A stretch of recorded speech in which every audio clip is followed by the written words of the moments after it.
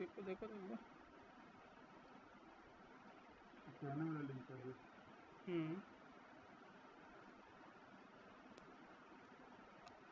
अब आएगा।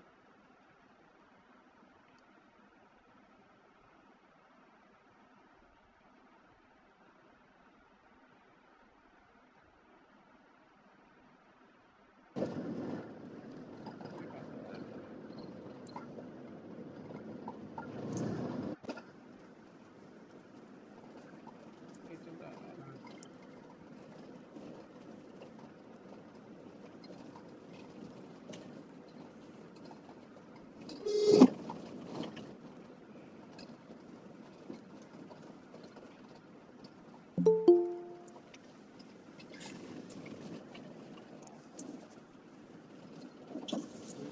वेट कर दो।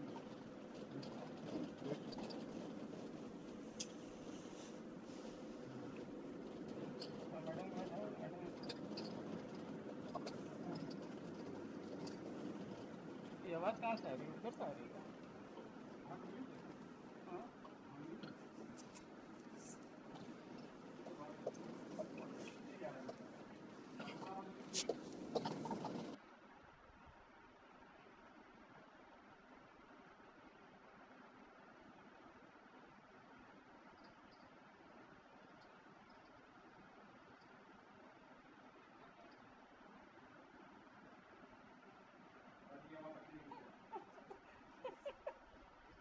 चलो ठीक है, कोई नहीं।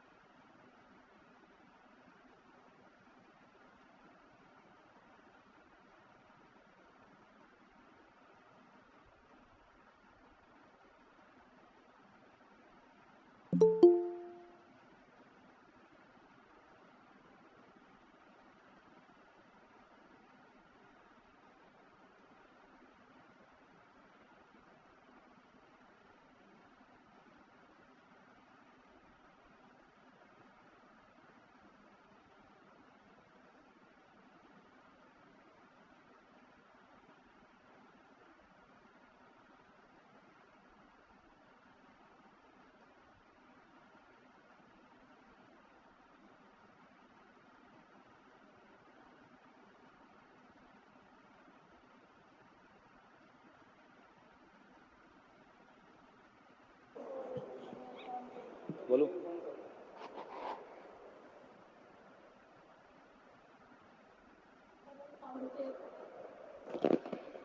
हेलो।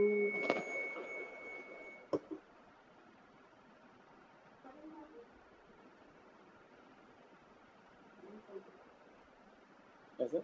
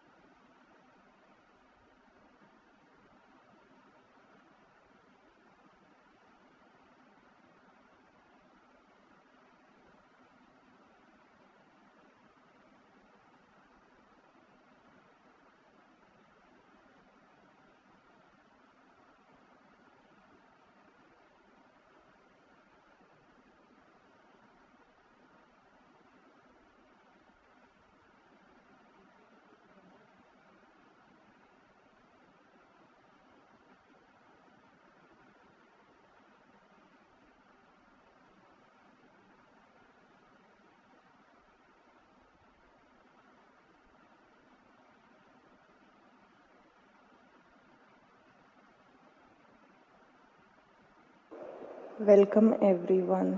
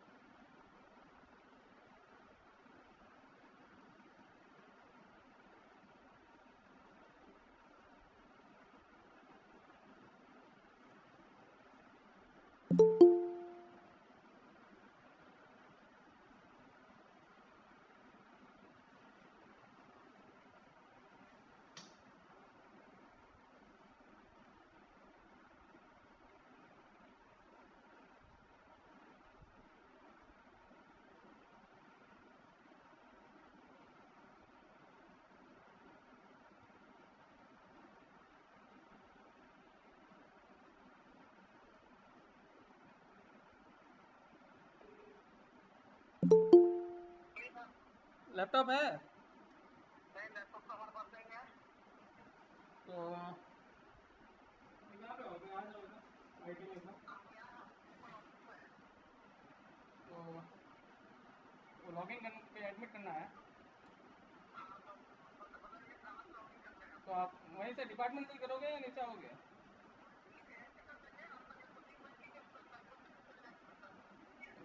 आईटी वाला मेल लॉगिन करना पड़ेगा आपको, तो लॉगिन करके करना पड़ेगा।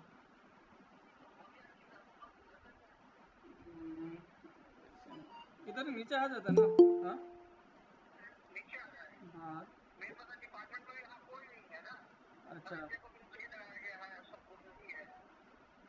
अच्छा, आपको या तो ईमेल आईडी में भेजता हूँ, या तो मैं वो लिंक भेजता हूँ, लिंक से आप करो, ठीक है?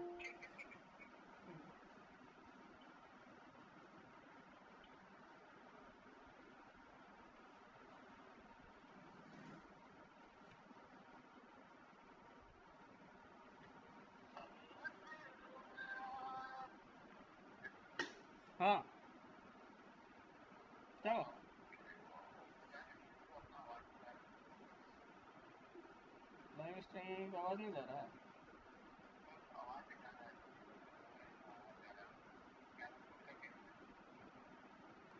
हाँ तो म्यूट कर दिया ना।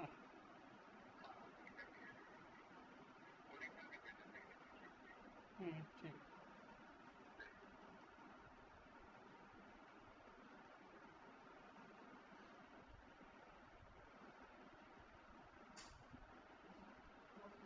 हाँ हाँ आपको लिंक नहीं है ना, चल रहा है ना यूट्यूब पर। आपका नंबर दीजिए, मैं लिंक भेजता हूँ।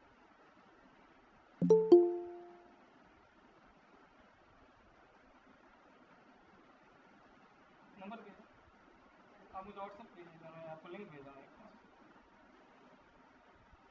व्हाट्सएप आई लिख के भेजिए। 9928 776 776।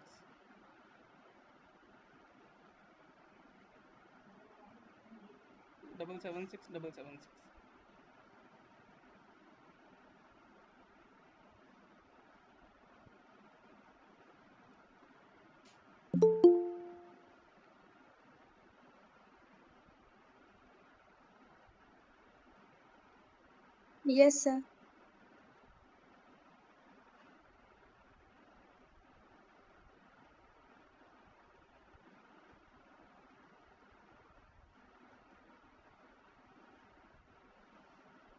ग्रुप में मैंने डाला भी है, देखे है ना आपने, वही लिंक है।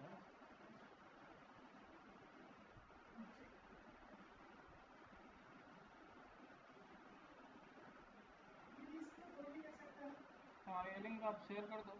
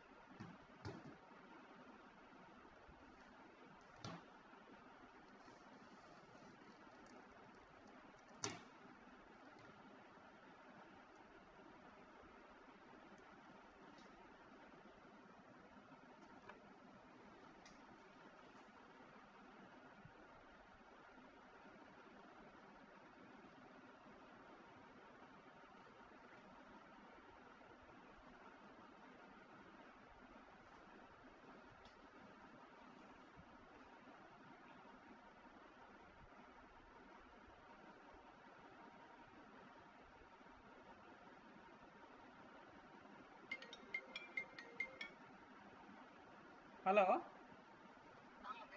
हाँ एक बार आप लॉगिन कीजिए, IT@मेल से लॉगिन कीजिए।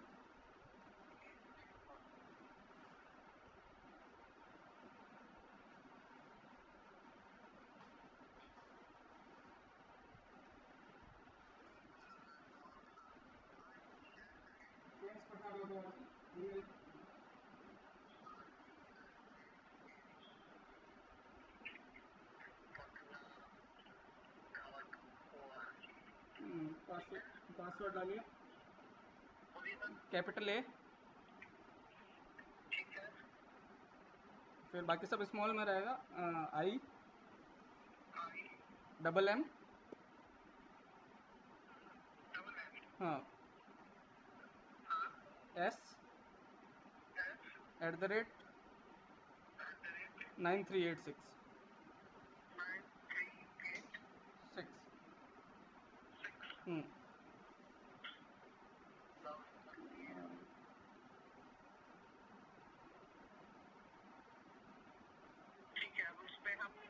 हाँ मेल वहाँ मीट में जाइए, ऊपर जो ऑप्शन दिख रहा है ना, डॉट डॉट, वहाँ पे मीट में जाइए, राइट साइड में।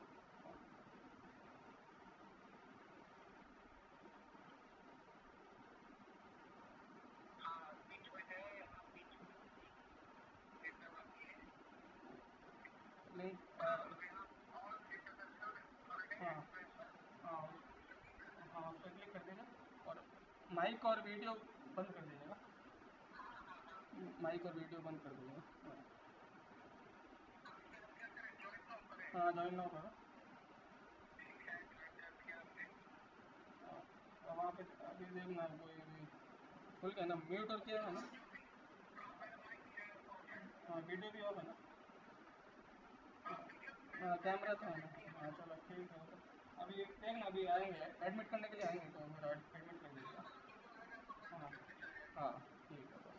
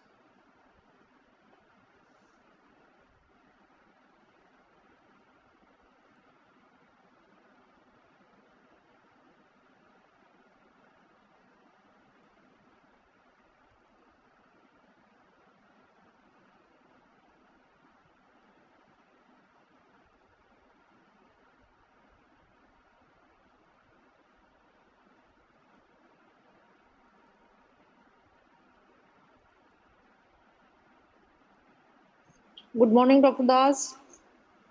Hello.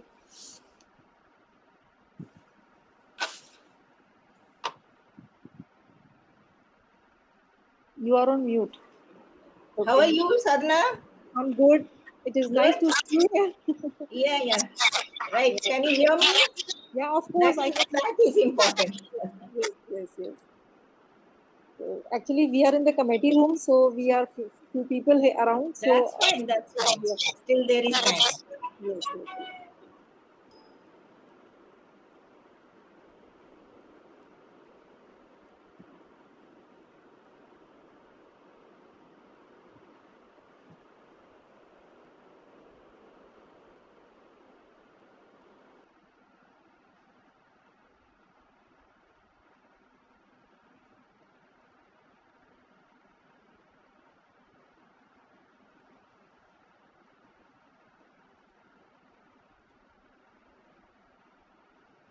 Good morning.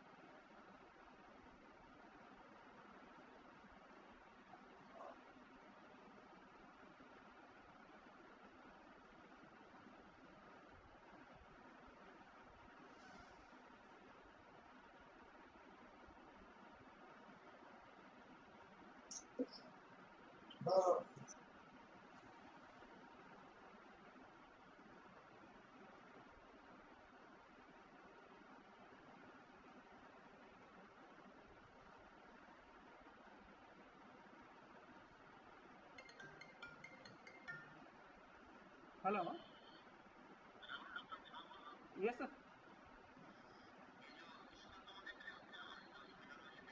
हाँ हाँ हाँ,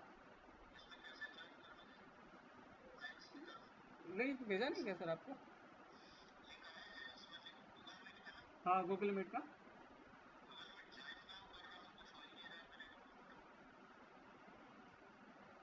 Can you hear me, Dr. Hajela?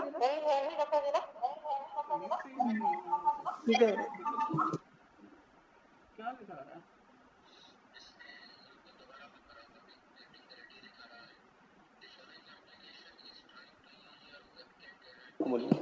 Hello.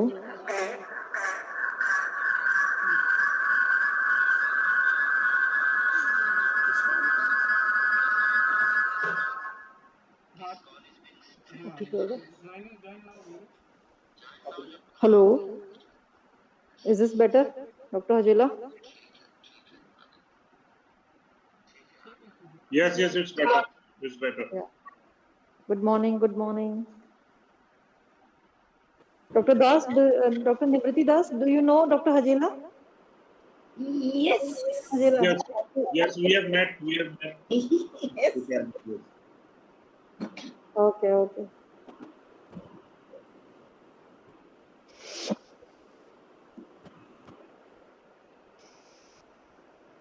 You know me, I think. Yeah. Symposium in Baroda, if you remember. After long, I think. Yes. We can see each other's face. Yes. So,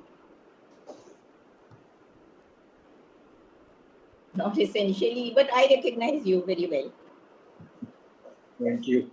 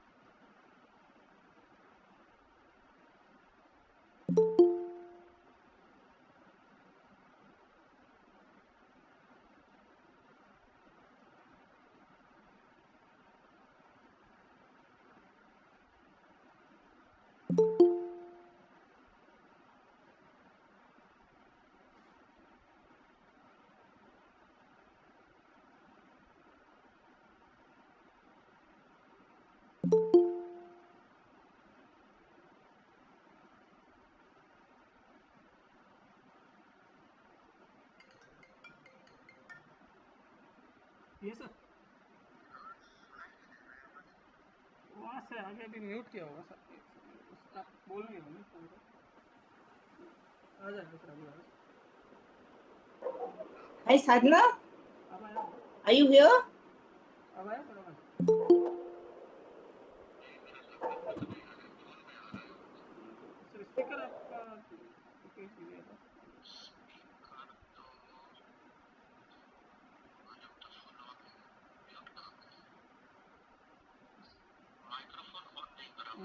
हाँ microphone नहीं on करना है अभी हाँ laptop का speaker है ना वो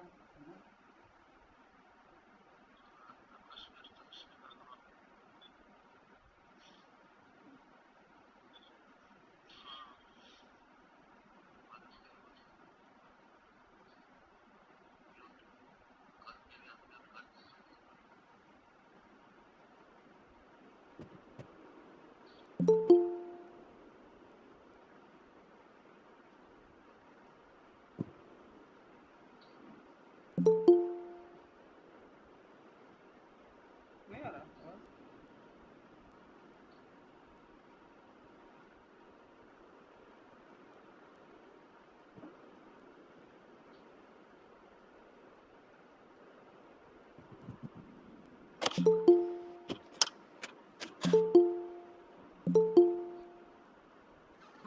Sadhana?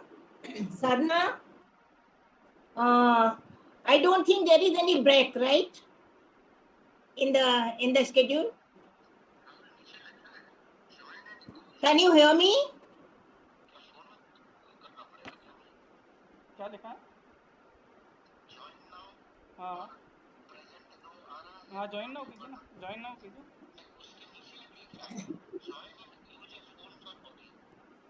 Can you hear me now?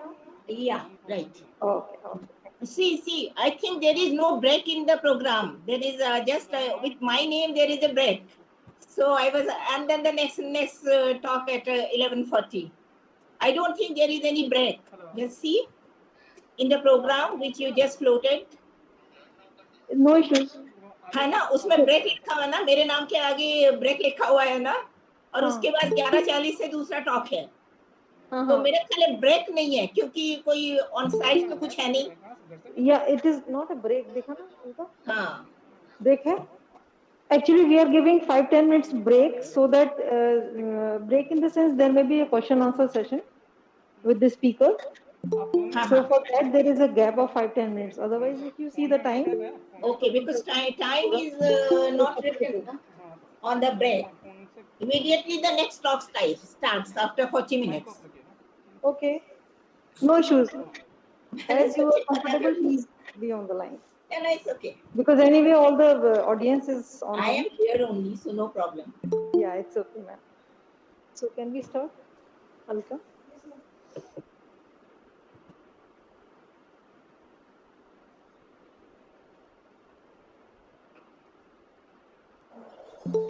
Welcome everyone.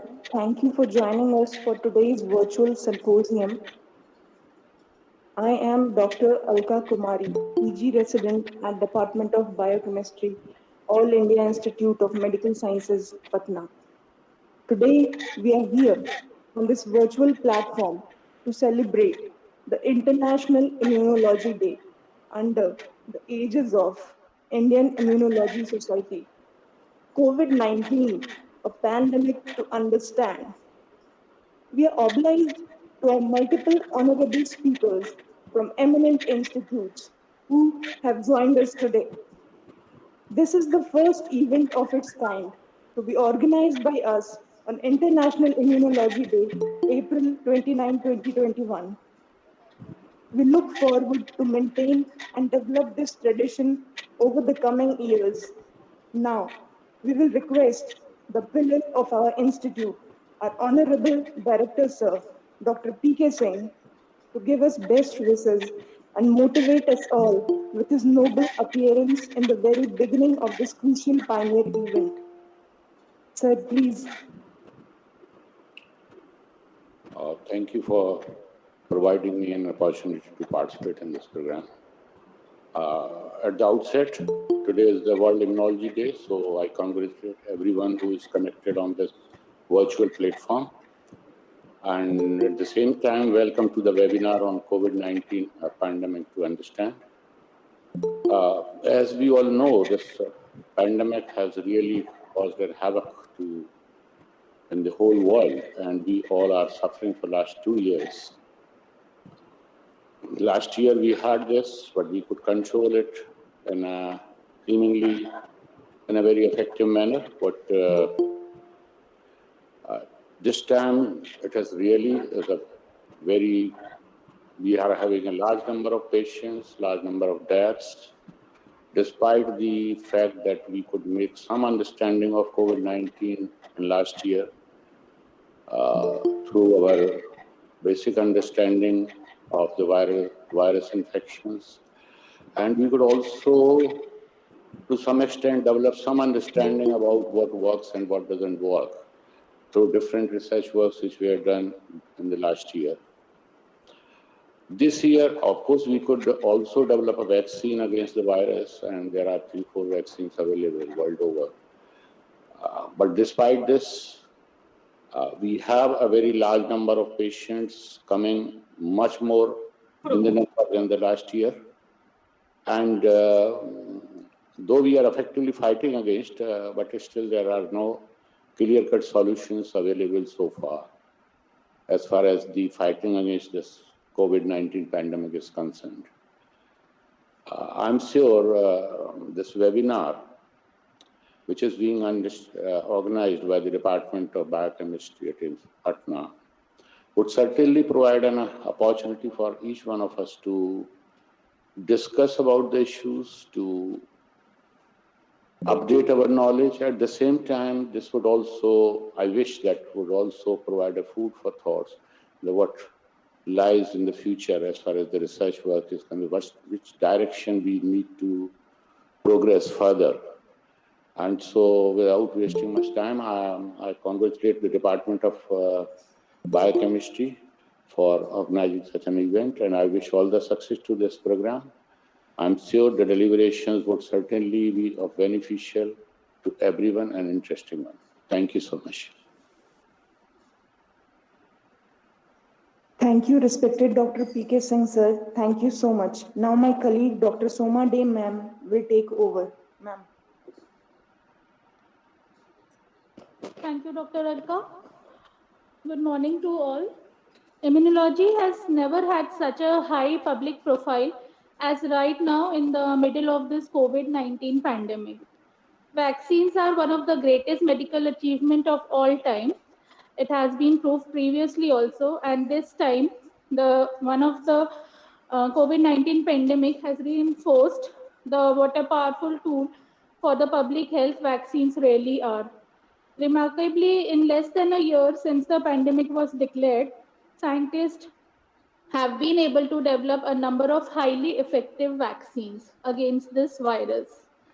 So, on this occasion of International Immunology Day, we are delighted to welcome all our eminent speakers who will be talking about the virus and help us in better understanding of this COVID-19. So to begin with, I am delighted to welcome Dr. Sadhana Sharma, who will be speaking on infection by virus. Professor Sharma heads the Department of Biochemistry at AIIMS Patna. She is faculty in charge of Medical Education Unit of AIIMS Patna as well. She worked for PhD at Faculty of Medicine, JN Medical College, Aligarh Muslim University. She has published her research in many national, international journals, published books in biochemistry and biotechnology, and runs project funded by the Government of India. Professor Sharma has been awarded Fellow of Royal Challenge of Physician Surgeon of Glasgow in 2015 and Fellow of Foundation for Advancement of International Medical Education and Research from GSMC Mumbai. She is editor of Asian Journal of Microbiology, Biotechnology and Environmental Sciences, peer reviewer of various national international journals, member of scientific societies and other professional bodies, and represents Bihar in atherosclerosis research. She is also Nodal Officer of All India Survey of Higher Education. Ma'am, please. Thank you, Dr. Soma, for a nice introduction. So it is the first time that All India Institute of Medical Sciences, Patna, is celebrating International Immunology Day on a very relevant theme, that is COVID-19, a pandemic to understand. Our aim was to educate our students from school and colleges and university to actually know this pandemic better so that they get more knowledgeable and they get better prepared for the casualties which we are facing. And our institute is playing a very critical role in saving the lives of human. And we wanted the same from the students of school who are young generation, who are really very important for our nation to bring it forward. So with that intention, we planned this symposium, keeping a very relevant theme. And with this symposium, we are likely to educate our students and research scientists and doctors also somewhere to understand this pandemic better and be prepared and prevent the disease some way or the other and keep themselves safe and secure. And so we have planned this symposium starting with very basic idea on how the viruses infect, followed by how the body responses, with this infection. So how the vaccines are planned, and this will be a talk by Dr. Nibrati Das, who's going to talk about the basics of vaccine, that is the fundamental approach for development of various types of vaccine. Then will be this symposium will be followed by a diagnostic approach, how this is developed and what do we do in diagnosing the disease. Then there will be a talk by Dr. Ravi Kirti, who's going to talk about the prevention measures which we can take and the treatment which is given to the patient, with the justification that why we are using this approach. Then there will be another talk, which is a very relevant and important talk by a known immunologist, Dr. Krishna Hajela, who's going to talk about the vaccines which are in use in India as well as abroad, and what are the challenges in use of this vaccine and what are the outcomes of the use of vaccination. So with this approach, I'm going to start my talk, which is a very basic talk, and will discuss about that how the viruses infect the host and what does the coronavirus does in our body to make the host suffer that badly, and the variants which are there in the at this time of surge of pandemic. And with that, I think I'll be able to. This session is actually the first two talks were meant for school students to educate them about the basics of this corona infection. So with that, I'm going to start my discussion, my talk, and I want to help. Please, can you all see this presentation? I want a response, please. Yes, ma'am. Yes, ma'am. Yes. Ma'am. Yes, ma'am. Okay, nice. Thank you very much. So the talk is on infections by viruses. So the learning objective for the students are, number one, at the end of the discussion, the students would be able to discuss virus, its structure, and diseases caused. Second objective is explain coronavirus, its mechanism of action. And third is identify safety and prevention measures. So first of all, we need to know what are viruses. The viruses are non-cellular microorganisms that are characterized by having an inert crystalline structure outside the living cell. Once they infect a cell, they take over the machinery of the host cell to replicate themselves. Means they cannot replicate outside the cell. They need a system, they need a host cell to make their copies. So that is why they are classified as obligate parasite. Means without the host cell, without any living cell, they cannot make their own copies. So, and they are very smart to fool the immune system and are much more difficult to treat than bacteria. So that is about the basic knowledge about the viruses. Now we will focus on the structure of virus. That this is the generalized structure of a virus, which has in the core the DNA or RNA as genetic material. And the material contains instructions for making new copies of the viruses and whatever the proteins which are needed for the formation of a complete particle of virus. So this is the most crucial part of the virus, that they have the genetic material. It may be a DNA or it may be an RNA. Then this genetic material is actually covered by a structure that is called as capsid, and this capsid is actually meant to protect the nucleic acid, that is the genetic material of the virus. Then there is an envelope which covers the whole structure, and this is made up of fatty lipid molecule which they use from the host cell. And then there are surface proteins in the envelopes which actually help them to recognize and bind the host cell so that they can invade into the host cell. There are envelope proteins also which are shown here, and that's how it makes a complete structure of a virus. So what are the possible diseases which are caused by virus? There are a number of viruses and they cause different types of diseases and they have different mode of transmission. In this slide, we have tried to compile the mode of transmission by different viruses. So the number one is virus transmitted through respiratory route is rhinovirus, swine flu. Just a minute. What happened?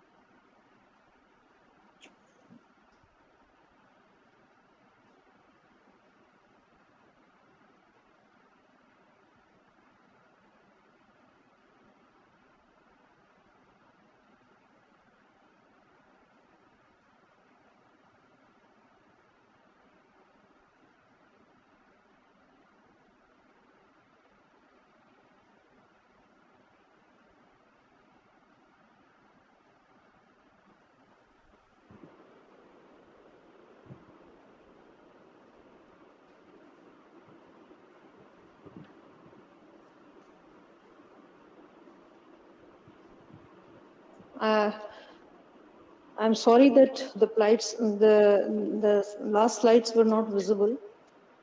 And this is the basic structure of the virus, which is showing the core, which has DNA or RNA as genetic material. And this is covered by a structure which is called as capsid, which may or may not be present in different viruses. Then there is an envelope, viral envelope, which has different proteins, envelope proteins as well as surface proteins. The surface proteins actually help the virus to adhere to the host cell and make their entry in the host cell. So there are various diseases which are actually caused by different types of viruses. And this slide shows the various modes of transmission by different viruses. So the very first line is showing the virus transmitting themselves by respiratory route. And in this category, we have rhinovirus, swine flu virus, SARS-CoV-19 virus. Then there is another mode through fecal-oral route, where we have hepatitis A virus, polio virus, and rotavirus. Then virus transmitted through sexual contact. In this category, there is retrovirus. Then virus transmitted through blood transfusion. There are viruses like hepatitis B virus, HIV, I'm sorry. And then virus through biting the infected animals. That infected animals can also transmit the virus, and under this, we have rabies virus and flavivirus. And whichever organ or tissue they impact in the host, there are different types of inflammatory diseases. That is, it may be eye infection, it may be pneumonia, it may be myelitis, it may be gastroenteritis, it may be sexually transmitted disease, pancreatitis, many types of skin infections, hepatitis, cardiovascular disease, pharyngitis, encephalitis, and common cold also. So depending upon which organ it is impacting, there are different types of diseases which are caused by different types of viruses. And that actually decide that what symptoms we have. So there may be a fever, there may be chills, sore throat, running nose, cough, vomiting, severe headache, muscle pain, lack of appetite, diarrhea. These types of symptoms appear with various types of viral infection depending on which organ they are impacting. So in this slide, we have tried to show you that how the viruses, they have the nucleic acid as their genetic material, that they can be DNA viruses or there can be RNA viruses. DNA viruses may be having their genetic material as double-stranded DNA, or they may have a single-stranded DNA. And in this, they may have envelope or they may not have envelope. So there are different types of viruses which have been shown here. Then in RNA category, there are RNA as a genetic material present in different types of RNA viruses. The RNA strands are actually labeled as positive RNA strand and negative RNA strand. And there are categories where they can be enveloped or unenveloped virus particles. So there is a list of viruses which is given here, and in this list, the positive strand of RNA is present in coronavirus and flavivirus and togaviruses. So this is important here to understand that the coronavirus has positive RNA strand, and the meaning of positive and negative RNA strand is that the viruses which carry positive RNA strand, they can directly use this strand to replicate its and make its copies, as well as they can be translated directly in the cytoplasm of the host cell. So that is the main factor with the positive RNA strand. And so now with this background and with this knowledge, now we will switch over our knowledge and our discussion onto the coronavirus and what is coronavirus and what is COVID-19. So coronavirus are largely family of viruses that cause illness ranging from common cold to more severe diseases. And this novel coronavirus is a new strain that was discovered in 2019 and has not been previously identified in humans so far. WHO has named the disease caused by novel coronavirus as nCoV, as coronavirus disease 2019. And the description is actually according to this. CO stands for corona, VI is for virus, and D is for disease. And since it was identified in 2019, the name coronavirus 19 has been given as COVID-19. So what is coronavirus? Now we need to know the structure of this coronavirus is actually, first of all, we need to know the family and the order to which it belongs to. So coronaviruses belong to the Coronaviridae family in the Nidoviridae order. Coronavirus presents crown-like structures like this, which are like spikes or like crown, you can say, on the outer surface of the virus. Thus the name was given coronavirus. The coronaviruses are minute sized particles which range from 65 to 125 nanometer in diameter and contain a single stranded RNA, which is positive RNA strand, as we have seen in the previous slide, as their nucleic acid material or genetic material. And this genetic material size ranges from 26 to 32 kilo basis pairs in length. And this is further, sorry, better defined picture is that you can clearly see how the schematically this has been represented, that this is a capsid under which there is a nucleic acid, which is a positive RNA strand, then there is envelope, which is lipid bilayer, then there are surface proteins, and these are glycoproteins of the envelope, and that's how the structure is of coronavirus depicted schematically. And the key reservoirs and mode of transmission of coronavirus is shown in this slide, which is actually shown to have the primary host as bats. So those who are bat eaters, they are actually having if the bat is infected by the virus, then they are infected people, and there may be a direct or indirect transmission to the host, that is in human, that this virus can enter into the human system. And how this happens, so you need to understand then that when an infected person, that the virus is growing in this host, this is an infected person, and when he sneezes or because of some other mechanism of transmission, that is fecal discharge, or so by coughing or any discharge, it can create aerosolized viral particles in the environment. There may be droplets which can be there on the surfaces and the hands, and through these mediums they can infect the susceptible individuals. So this is airborne through aerosols, or droplet nuclei can enter into the susceptible individuals. There can be a direct contact with hands, and there can be indirect contact through surfaces which can make the person infected by the coronavirus. Actually, I'm sorry that it was very well animated slide, which could have described the description and the disease occurrence, but I'm sorry that this cannot be played like that. So these are the viral particles which enter through nasopharyngeal or oropharyngeal tract, and it enters into the mucous membrane and start replicating, and that's how they infect the neighboring cells and the organ, various organs, depending upon their approach to the cells, if they can enter. So that's how it is shown. So how the virus actually enters into the host cell is a very important process which we need to understand.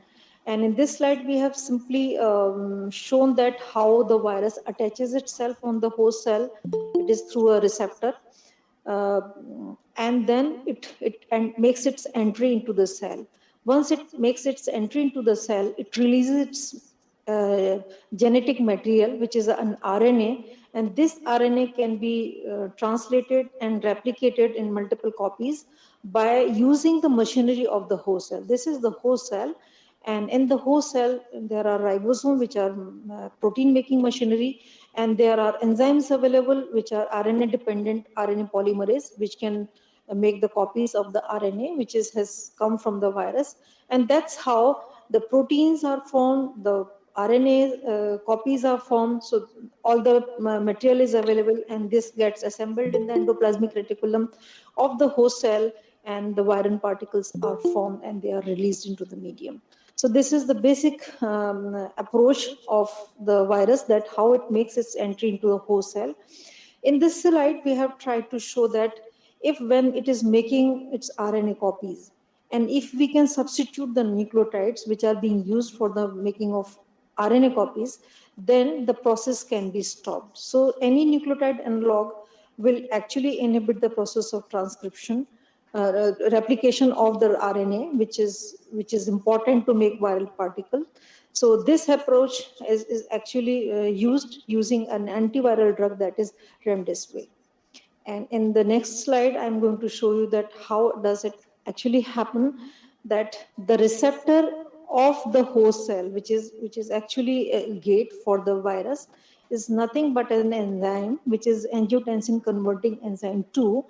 And this this is actually acting as a receptor for the virus, which has spike protein on the surface, and this is spike protein. There is a domain which has complementarity to this receptor, and it very well sticks to the receptor, and that is how it enters into the host cell. So this slide is actually, we have added to show you more pictorial way that how it is happening. So once this virus enters and its genetic material, that is positive strand of RNA, is released into the host cell, the RNA is taken up by the ribosomal machinery of the host, which is meant for making proteins, different proteins, which are important for making of the envelope or the envelope protein or the surface protein. And at the same time, this RNA is getting copied by a system, that is an enzyme, which is RNA dependent RNA polymerase. So means simultaneously the proteins and the multiple copies of its RNA are being synthesized in the host cell, that it has hijacked the machinery of host cell, and it is using all the possible enzymes and system of the host cell to make its own copies. And that's how these RNA copies and the proteins which are available, they are assembled in the endoplasmic reticulum, and multiple viral particles are released into the circulation, which further infect the adjoining cell, and they are in the bloodstream to impact other cells also. So here it is very important to know that the cells which are rich in ACE2 receptors, that is ACE2 enzyme, on their surface will be the most susceptible cells where it is going to impact, and these are present more onto the lung cells. So that is why lungs are impacted more by this virus. I'm sorry, this was COVID-19 pandemic is an ongoing devastating threat to the human lives around the world. We need to understand that what was it in the last year, and how it is impacting lives, in this duration in last 2-3 months, that per day 7 days average has been shown as more than 8 lakhs per people being infected per week. So this is a very high number, and we need to be careful about these number of people getting infected. And so why it is happening, it is probably a variant which is there in the environment, and maybe airborne, or maybe infecting through people. So this new variant which is being found, and multiple variants have been noted by sequencing the genetic material of the virus, it has been seen that the treatment strategies and the vaccines which we were developing were actually targeting the spike proteins. And in this variant, it has been seen that the genetic material has been mutated in such a way that the spike protein is now changed. So whatever approaches we were actually adopting for making vaccines may not be that successful, but there are different approaches where vaccines are being developed. But this variant is being very, very aggressive in affecting the people. So when the infection occurs, the symptoms appear in 2 to 14 days. There may be fever, there may be cough or breathlessness or breathing difficulties. And these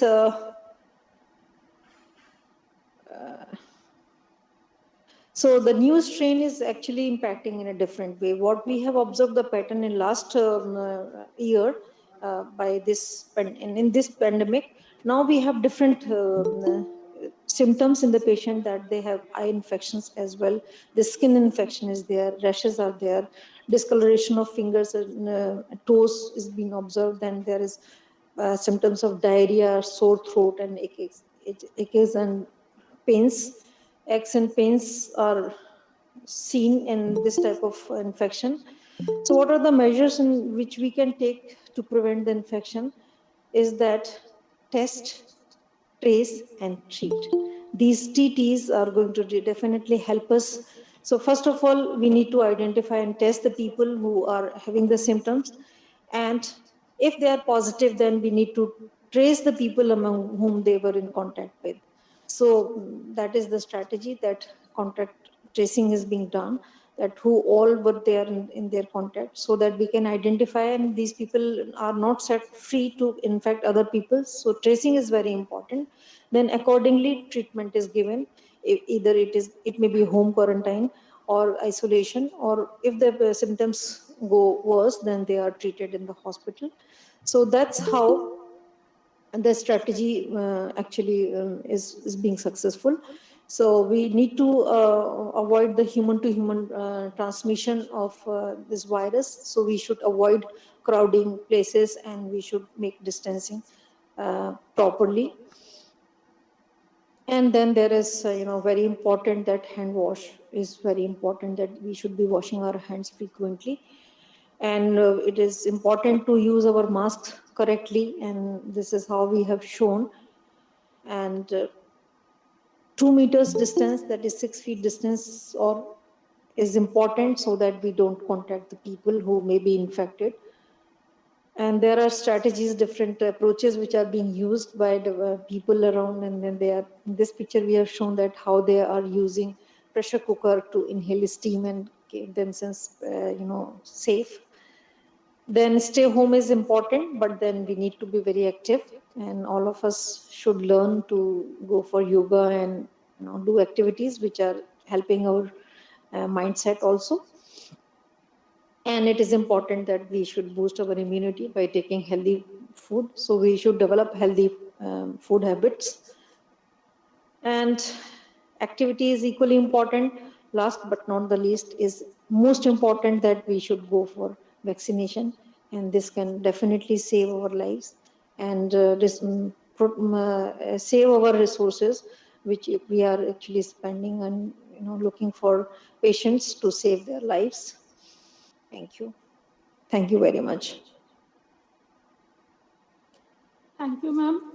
I'm sure it has helped all of us to understand this virus more in a more better way. We are open for discussion now. Any questions from the audience are invited.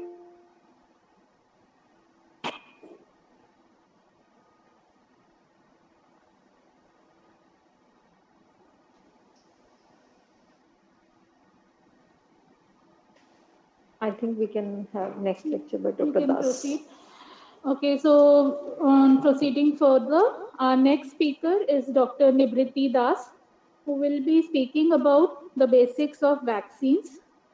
Dr. Das is former professor in Department of Biochemistry, AIIMS New Delhi. She also served as additional dean, academics and research. She is founder, director, HOD Biochemistry, Department of Lab Science, Neti Multi Super Speciality Hospital in Mathura, Agra and Gurgaon. She has been elected council member of IUIS. She has also remained the secretary IIS faculty at the CMMS AGU Bahrain. She had been honored with several awards for research and teaching.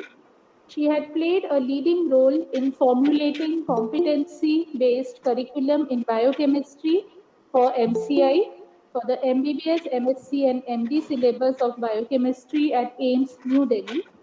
She has large number of publication, over 100 publication in peer-reviewed journal, equal number of presentation, invited talks in different CMEs and conference. She had several funded projects, including one with the Liverpool University as the lead investigator. Dr. Das holds specialization in immunology, metabolism, biochemical genetics, and environmental biochemistry. We are very grateful to have her with us for this symposium. Ma'am, please kindly join us. Thank you very much for this very kind introduction. And I'm feeling really very good to be with all of you, especially once I know that it is lots of young attendees are there.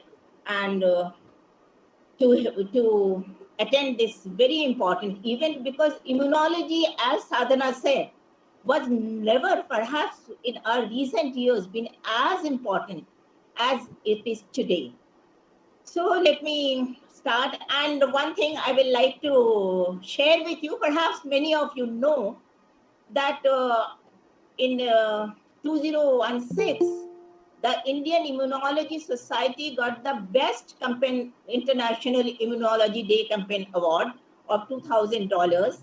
And again in the following year, again Indian Immunology Society, this time it was not the best prize, but yes, it was the best theme prize. So we are very proud of the whole fraternity who is doing so well. And I must congratulate Sadhana for such a nice talk, and as well as to take the initiative in organizing this event. Now let me start with my talk. I did a little change in the title, the way I wanted to organize it, because my stress will be mainly in certain concepts of immunology. The other day I was reading and an article, and it was written, and very truly written, that today with the advance of biotechnology and a little more knowledge on the immunology, any vaccine can be raised against anything. But in reality, in the ground reality, it doesn't happen so. It is still very difficult to get a very effective, long-lasting vaccine. And it was said because many concepts of immunology still are not that very well understood by us. But I will try to just touch upon certain concepts of immunology and a bit of the vaccine and a little bit about the coronavirus. And so let me start with my talk. Am I audible? Can you hear me? Yes, ma'am. Yes, ma'am. Okay. Yes, we can hear. Okay, fine. Yes, ma'am. Yes, ma'am. Yes, ma'am. Look at this man. Who it can be? I can say that it is me. Your presentation is not visible, madam. Yeah, now is it visible? No, still not. Is it? No. No, ma'am. No, But I ma'am. have ticked the screen also. I ticked on, and I can see them on the screen. I don't know what to do. Let me try again. Because it said that do you want the full screen? I said yes. Actually, Not sharing the visible? screen is the problem, right? So I can't show the animation. Not? Can't you see? Not as yet. Not as yet. Oh no, what is happening? Not still. Huh? Let me see. Is it all fine from your side? But we can't see your presentation as Let me of see. now. Let me see. Can you see my face Yeah, we can see your face. with the title? No, no title. Okay, so the slides are not visible. It looks like. What do I do then? I have already, in a way, I have already loaded that. It is there in your screen. Why it is not coming? Let me see. There is What option can I do? present now on. क्या करना बता दो ना. Should I reload it and see what happens? Hello, ma'am. Hello. Hello? Let me see. Can you see it? No?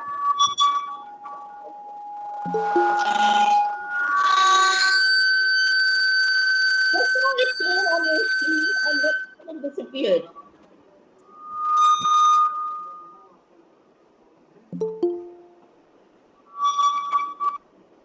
I click present now. Okay, let me share.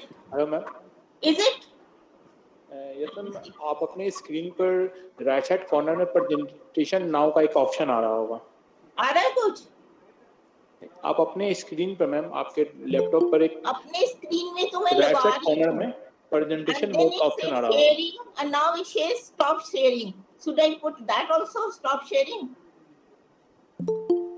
Now it has stopped sharing. I don't know what is happening.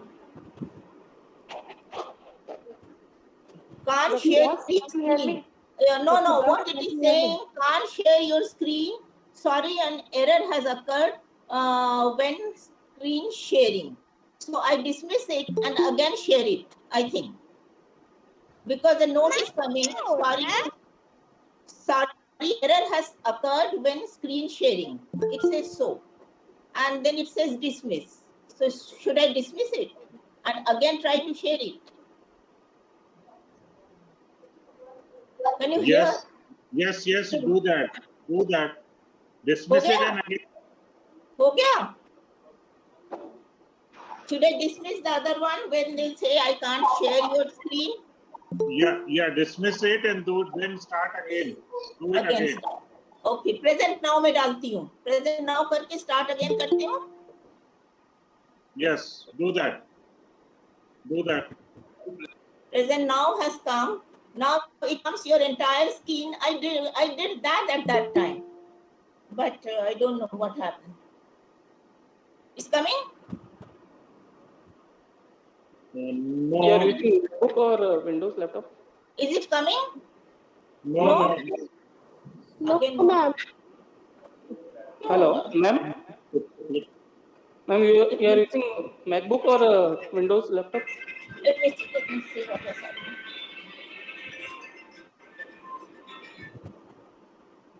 Let me again try. Oh my God.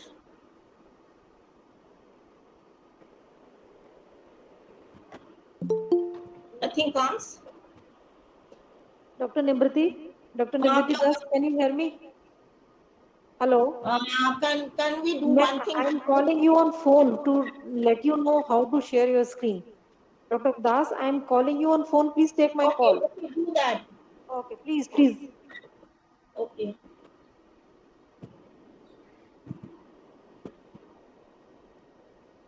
Hello. Ma'am ये क्या हो रहा है? हाँ.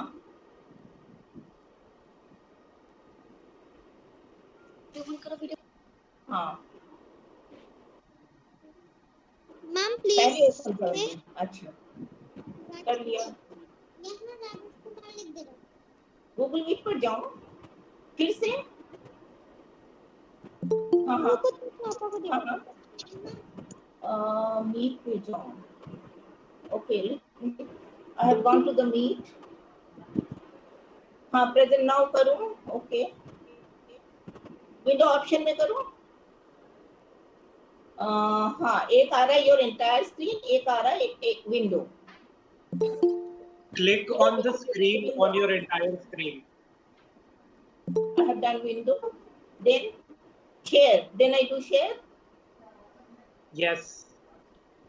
नहीं आया. Window पे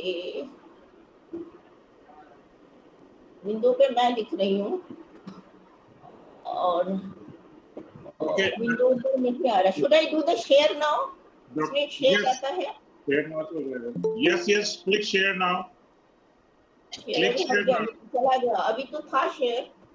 अभी वो share sign चला गया. Okay, Dr. Das, just wait a minute and you see the screen. We will try to show you on the screen. Okay? आप दिख रहा है उसको. Sanya who is Sania is presenting आ रहा है. अब फिर से present now करूँ. present now करके विंडो जाऊँ. तो विंडो खुल नहीं रहा मेरा. खाली वो present now मोड में ही है. शेयर करूँ. शेयर लिखूँ. अभी शेयर गायब हो गया था. Dr. Das, हाँ. just wait for a second. I will show you on the screen. आ गया. फिर से ओपन करूँ. ओपन किया था. फिर से ओपन करूँ. या आया. नहीं आया अभी नहीं आया. दूसरी विंडो प्रेजेंट हो रही है. ओपन किया है and it says stop sharing. Stop sharing करिए उसको. अच्छा मेरे को नहीं दिख रहा है. एक सेकंड. हाँ windows welcome to windows media player आ रहा है. अच्छा अब इसमें तो आ गया. ये दिख तो रहा है as if it is shared. लेकिन चलो how to open that? Welcome to Windows Media Player आ रहा है और उसमें मेरा फर्स्ट स्लाइड भी आ रहा है. मैडम एक मिनट रुक जाइए. हम स्क्रीन पे आपको दिखा देते हैं मैडम. और वो क्लोज इट क्योंकि वो that is coming just like. हाँ नहीं वो मेरे आ रहा है ऑलमोस्ट मेरी स्लाइड के ऊपर. Good morning ma'am. that note is coming almost on above my slide. मेरे स्लाइड के ऊपर. मैं स्लाइड को फिर से नीचे कर दूं और फिर वेलकम टू विंडो मीडिया करूं. should I do that? Good morning ma'am. नहीं आ रहा है. मैम. नहीं उसके साथ कोई क्रॉस नहीं आ रहा है. Good morning ma'am. किसी को हेलो. recommended setting आ रहा है. Dr. Das,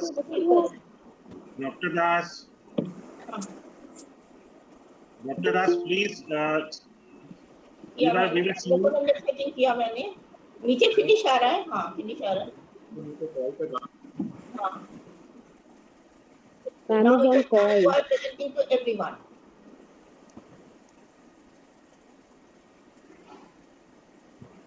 मेल कर दूं.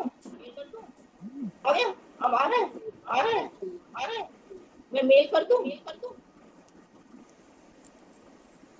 अच्छा किसको साधना के मेल में करूंगी. मेरे पास कोई मेल है नहीं. तब तक कि if somebody wants to start can start okay do later ताकि टाइम बच जाए. Is it okay? मैम आपका अच्छे से आवाज नहीं आ रहा. यस मैम आपका अच्छे से आवाज नहीं आ रहा. फोन में भी आवाज नहीं आ रहा. मैं तो फोन में बोल रही हूँ. वो दिख रही है. स्लाइड दिख रही है. मैम आपकी आवाज नहीं आ रही है. someone is telling आपकी आवाज नहीं आ रही है. okay I'm mailing it. By that time somebody else can and I can rejoin. okay मैं मेल कर देती हूँ. Please mail your PPT. We will show your PPT from here, Yes, and you can just do your, yeah. right, Sure. and do it.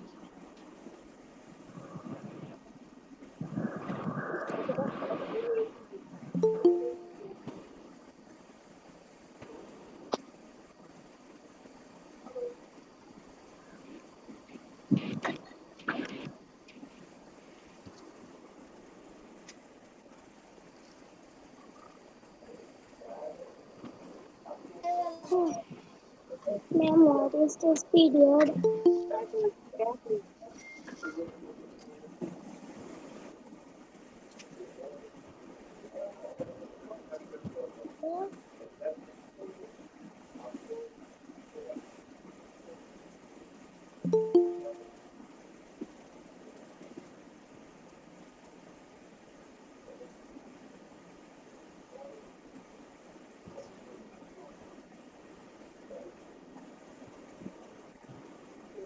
तो सो ही गया था, बस madam maximise कर देती आ जाता था वो, बाकी इनका स्क्रीन आ गया था। हाँ?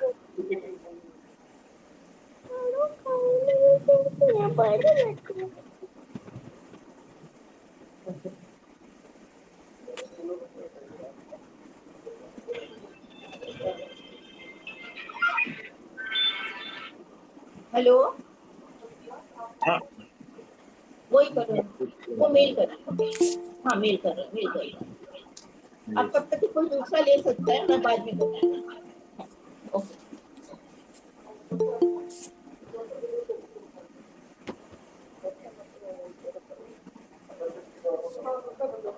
Sorry for the.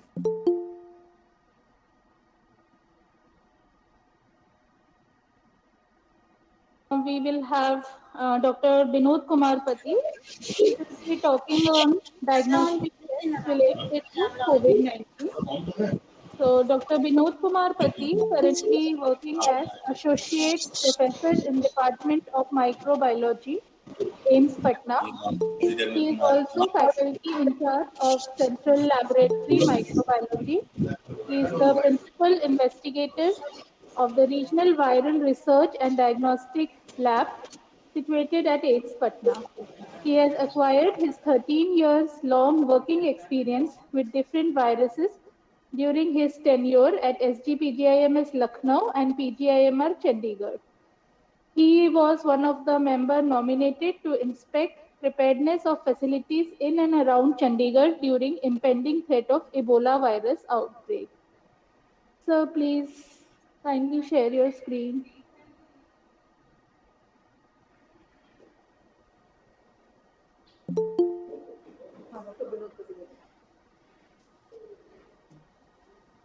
Dr. Binod, sir.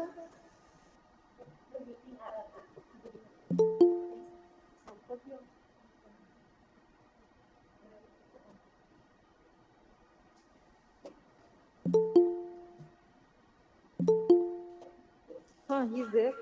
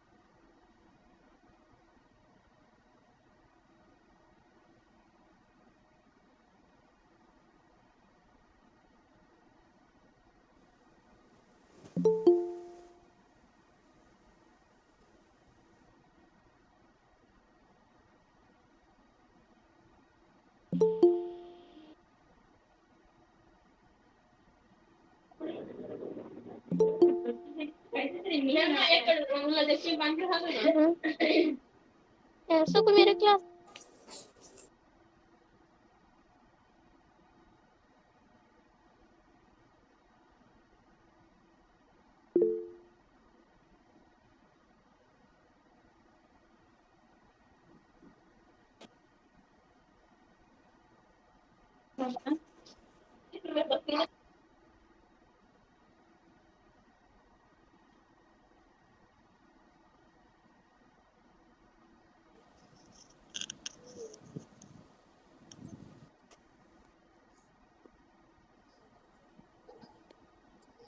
the small children were sharing their videos. Your program have ended. It was.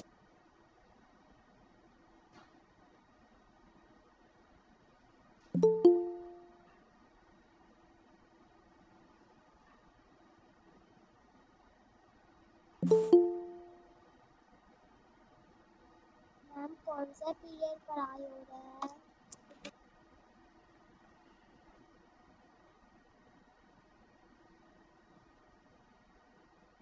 Ma'am इसमें क्या करना है? मैम इसमें क्या करना है? मैम इसमें क्या करना है? Ma'am what to do this period? Ma'am what is this period?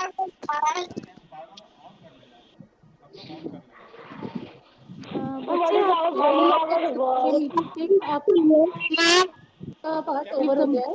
Ma'am All the students, school students can leave the meeting. इसमें क्या करना है?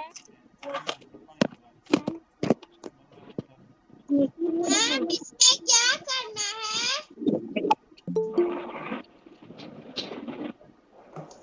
Hello, Bacho. Thank you so much for joining us. I think your session is already over. If you want to enjoy or do your classes, attend your other classes, you may leave this meeting. Okay? Okay, ma'am. Okay, bye-bye. Okay, ma'am. Thank you Okay, so much for ma'am. joining us. Okay, ma'am. Thank you. Thank you. Bye-bye. Leave करना है?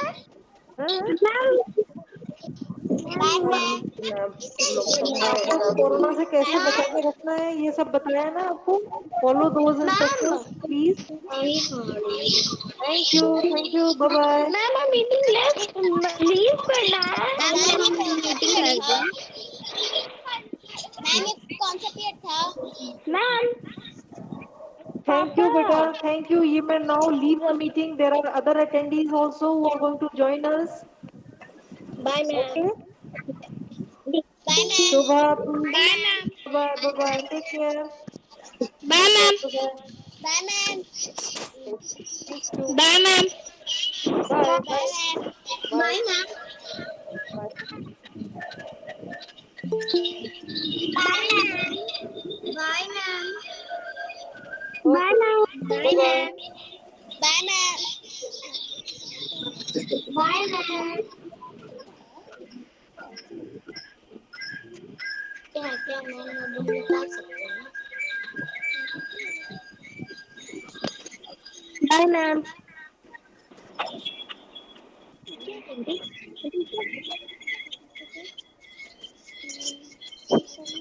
Diagnostic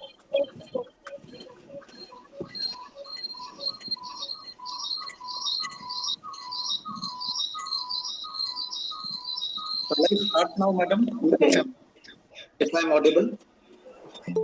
Yes, sir. Dr. Vinod Pati, sir, your slides are visible. We can hear you. You may start. Excellent. Thank you. Thank you.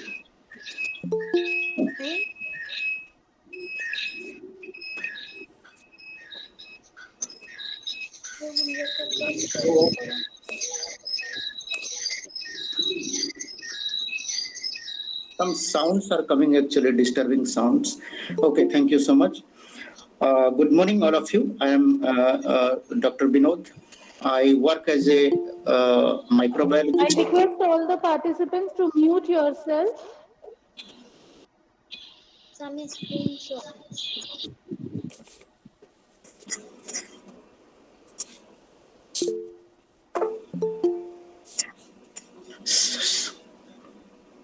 So good morning once again. My name is Dr. Vinod. Those who don't know me, and I work as a microbiologist at AIIMS Patna.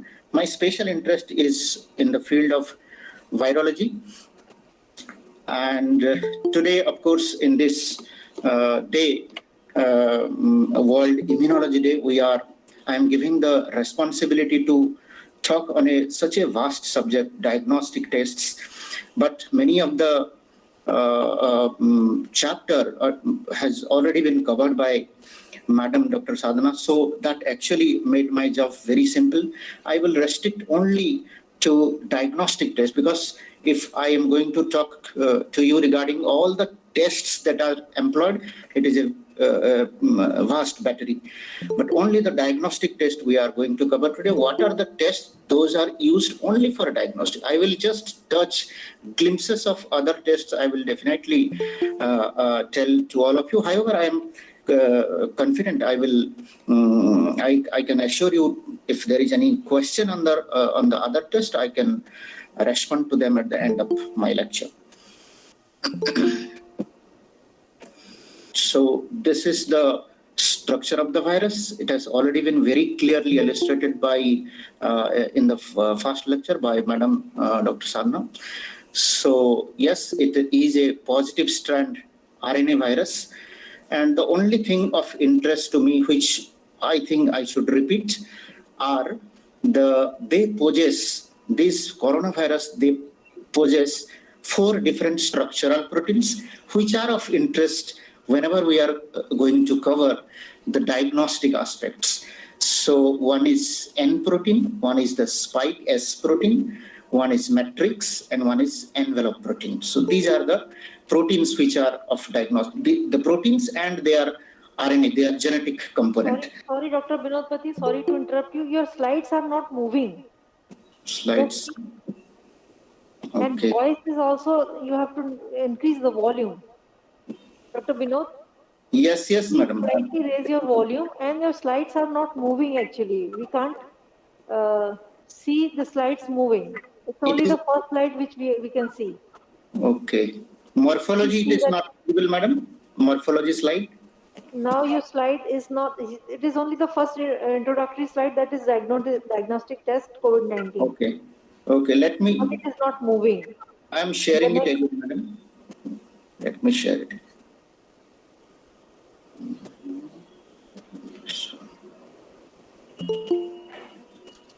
Is it okay now?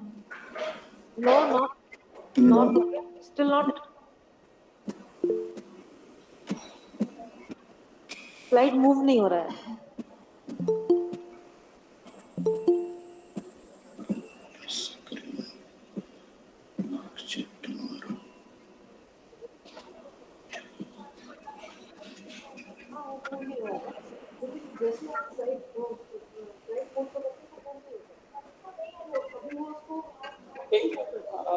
Yes, sir.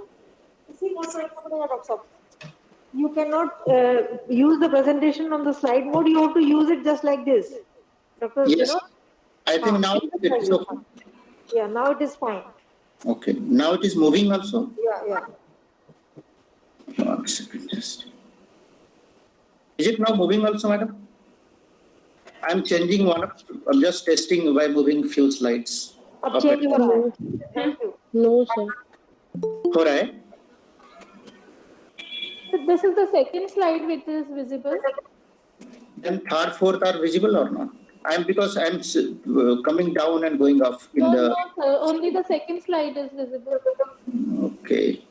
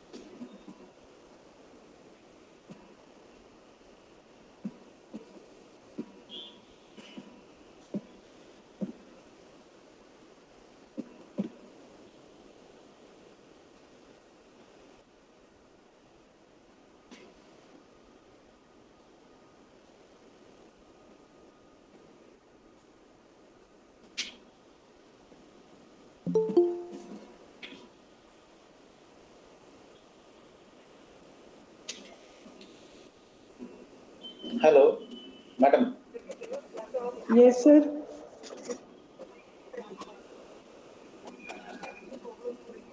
Uh, So we can see the second slide, morphology. मैं email कर दे रहा हूँ madam. ठीक ठीक ठीक, हाँ हाँ, अभी तुरंत तुरंत, हाँ, okay.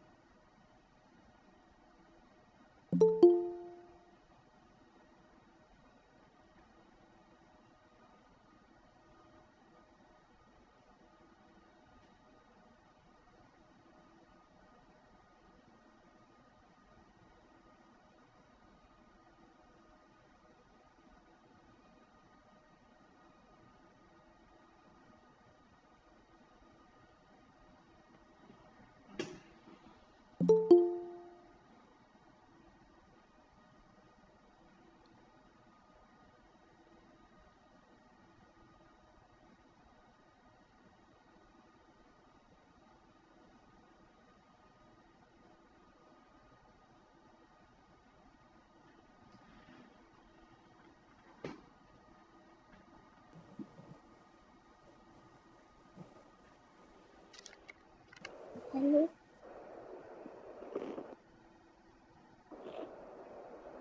Yes, our participants, please be little patient with us, and we will deliver what we have promised.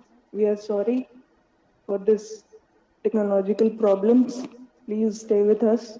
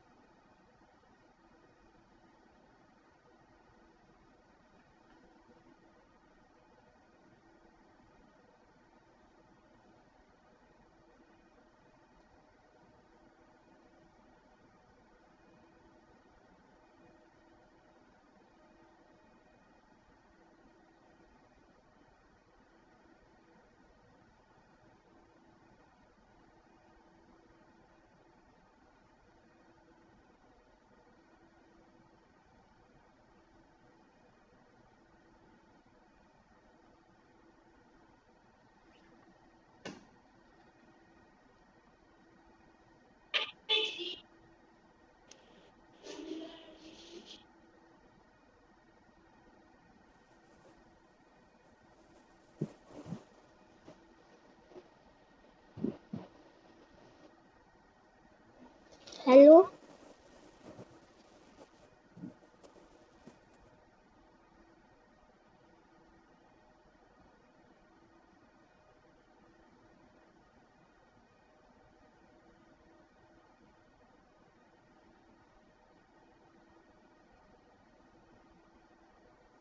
Yes, sir. Please begin. The slides are getting changed. Okay, hope I am audible now. Dr. Binod, please raise your volume of the laptop, if you can just increase a little bit. It's all right now to everybody? Yeah, it's audible now. Okay, thank you so much. So sorry all the audience for this interruption. From my side, there is I think some technical problem. So I will again start with the diagnostic tests only for diagnosis of this COVID-19 disease caused by the virus SARS coronavirus 2. So next slide. So coming to just the required morphology for diagnosis, because entire virology is already been covered. So they have 4 proteins and their genetic material in the form of RNA are important for diagnosis, because the majority mode, the main mode of diagnosis today is molecular methods of diagnosis. So detection of nucleic acid by nucleic acid amplification tests. So there are so many methods of nucleic acid amplification. Platforms are available these days. So all of them, they detect the different genes of coronavirus, different RNA component of the coronavirus. So those genes are basically divided into 4 different categories. One is N gene, one is spike gene, one is M, and envelope gene. So these 4 are the gene of target. So as already has been told, it is a positive sense single-stranded RNA virus. And these are the 3 proteins which are used in most diagnostic platforms. Next slide, please. Okay. Just previous slide. Okay, one slide is missing. It's all right. All right. So next slide. Yes. So what exactly we do in the laboratory? Whenever a patient suspicious of influenza-like illness or severe acute respiratory infection, then all those patients, they need testing as per the recent protocol given by ICMR. And for them, what in the clinical setting they do, there is a particular designed requisition forms available.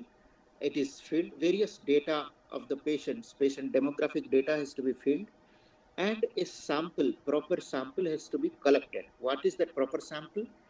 It usually is a nasopharyngeal sample, sometimes nasopharyngeal, oropharyngeal both. Oropharyngeal sample is also known as a throat swab, which is introduced through the oral opening, the mouth cavity, and the nasopharyngeal swab, it is taken through the anterior nares.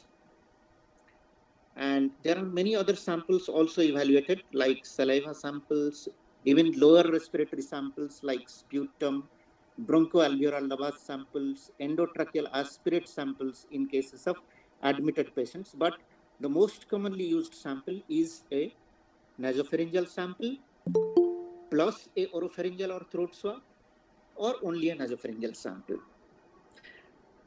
And what are the different formats of nucleic acid amplification tests used? It is a reverse transcriptase real-time PCR, or the automated version of those in the form of CBNAT or TrueNAT. So CBNAT stands for cartridge-based nucleic acid amplification test. So the process is actually simpler, technically demanding nahi hai, but the reverse transcriptase PCR is real-time based. it is technically more demanding. There are few other methods also available in the pipeline, though they are less commonly used.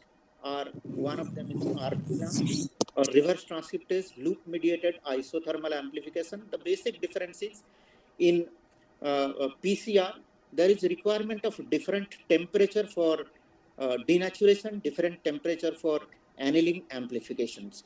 But in case of LAMP and certain other methods also available, so there is temperature stringent requirement is not necessary. At a single temperature, at isothermal, at single temperature, all the procedures, the entire amplifications do occur.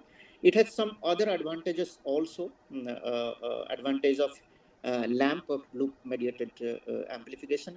The result can be interpreted even naked eye. So no machine, no fluorescent detection is required in case of if you are using LAMP technique. And recently also CRISPR based techniques are developed, but they are very, very, very less commonly used. The most common technique which is used is real-time based reverse transcriptase polymerase chain reaction. Next slide, please. So this is the format of the requisition form which I was telling you. So there are various data of the patient, demographic data, those were filled, and it is sent to the laboratory along with the collected sample. Next slide, please. I think this will be a video. Next slide. Next slide. Is there any video button available on the slide? Actually, problem is there because we cannot play it in the. Okay. So this was just.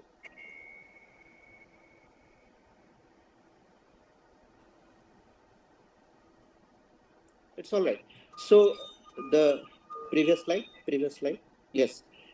So this was just an attempt to show which space is actually swabbed, what is the exact site from which the sample is taken. So in the throat swab or the nasopharyngeal swab. So no need, we will not go into very detail. But what exactly is done that in case of oropharyngeal swab, the sample collector, he has a tongue depressor. He depressed the tongue so that the space above the tongue is clearly visible to him. Then he introduces a swab, which must not be a cotton swab. It is some synthetic nylon swab because cotton fiber are inhibitory for the polymerase chain reaction process. So cotton swab or natural wooden stick, so those are not useful in case of a in case we require a PCR to be done from the sample collected from that. So that swab is introduced and it is kept for around 4 to 5 seconds, and a twirling movement is done so that the nearby area and whatever secretion is present are sucked into that nylon swab, and then it is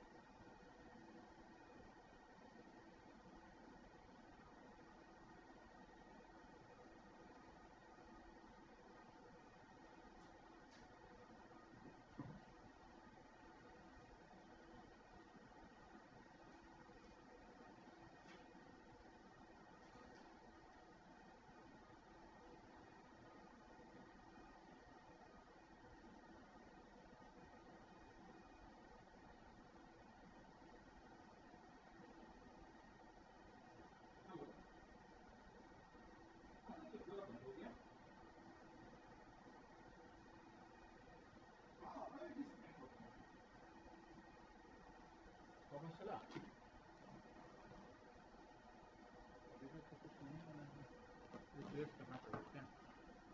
तो वापस कौन सी line है? हम कुछ नहीं कर रहे हैं, इसको कुछ नहीं कर रहे हैं, सिर्फ वो आप वाला स्क्रीन है ना, उसको ज्वाइन करो ना।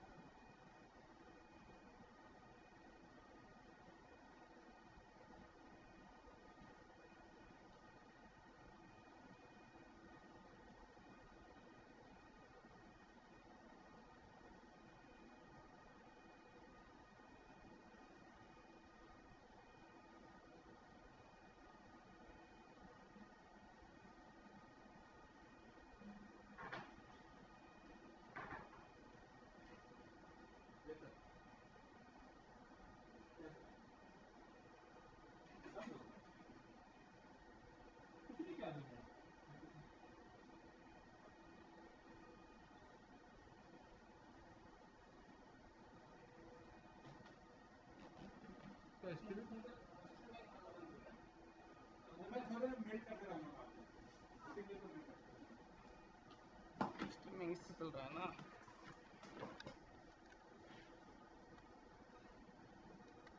ये साला ऑटोमेटिक डिस्कनेक्ट कैसे हो गया?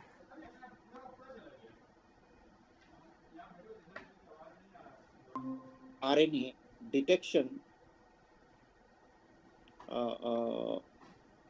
even after the acute phase or active phase has already passed, in the convalescent phase, patient will have no signs and symptom of the disease, but tests still come positive after around 18 days, 20 days, even up to 45, 50 days, the test come positive.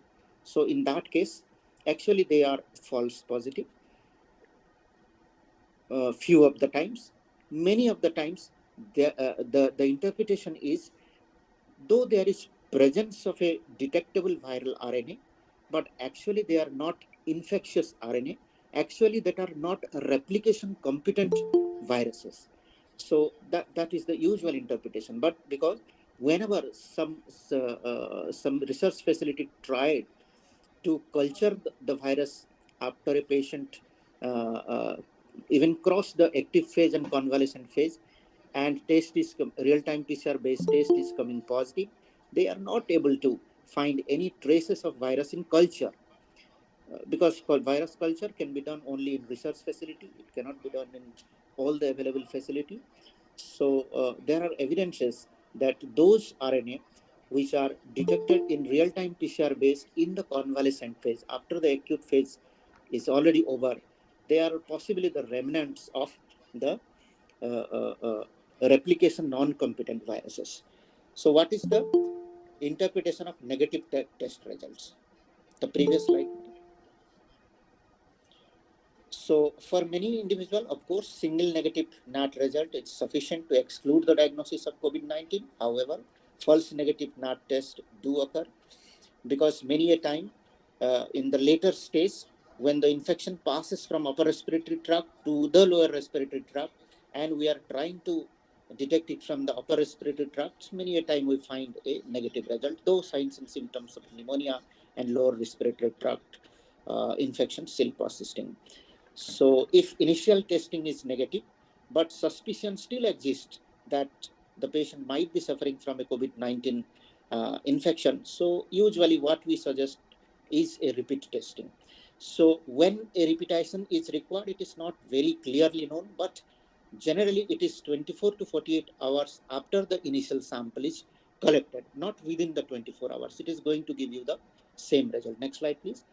Many a time we give a result like indeterminate or inconclusive test. In those cases, we expect, the laboratory expect, the clinician should interact with the laboratory, performing laboratory about the result, and if there is a requirement of retesting or additional testing for confirmation. So this is the interpretation of indeterminate test.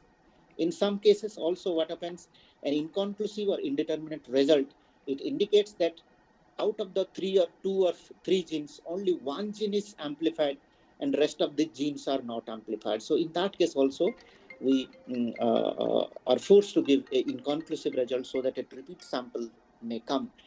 The sample may be collected from the early phase of infection or very late phase of infection. So that is the reason, possibly because of which so only one gene is getting amplified. So in those cases also repeat testing is suggested. Next slide, please. So I will not go into details of a loop-mediated amplification. I have already told you some glimpses. So loop-mediated amplification LAMP is a very specific test. It needs around 6 to 8 primers, so very specific test. Naked eye, maybe we can a very large amount of DNA is amplified. So in naked eye also, result can be seen in the form of increased turbidity. Next slide. So this is just to let you know who are actually tested. I have already told you ILI and SARI. So ILI stands for influenza-like illness. SARI stands for severe acute respiratory infection. So what exactly is ILI? So this person has to be tested actually, remember. So one person with acute respiratory infection with fever more than 38 and cough are known as ILI cases. And what is severe acute respiratory infection? They are defined as one with acute respiratory infections with fever more than 38 degree and cough and requiring hospitalization. So mostly hospitalized patients are SARI and OPD patients are ILI. Grossly, you can differentiate like that. So next slide. Coming to antigen detection test. Antigen means the protein. So most format, they detect the spike protein, the S protein, which are more specific for coronavirus, because the nucleocapsid proteins, they are common to all coronavirus.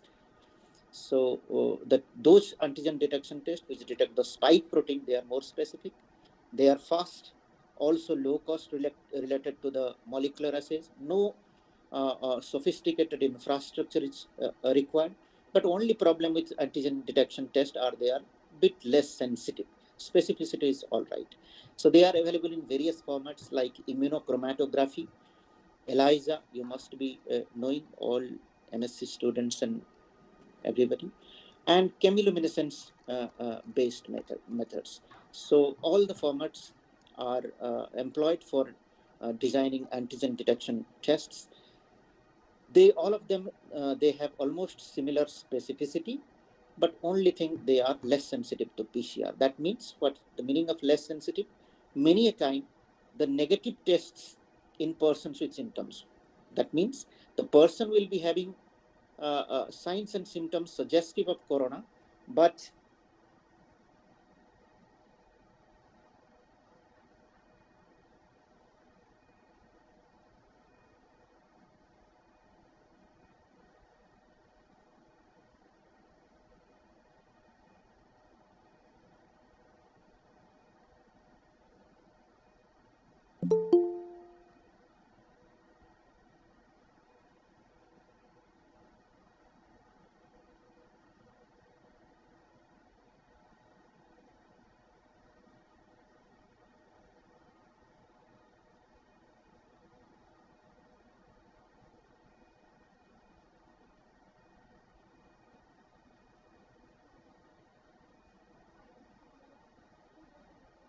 A office में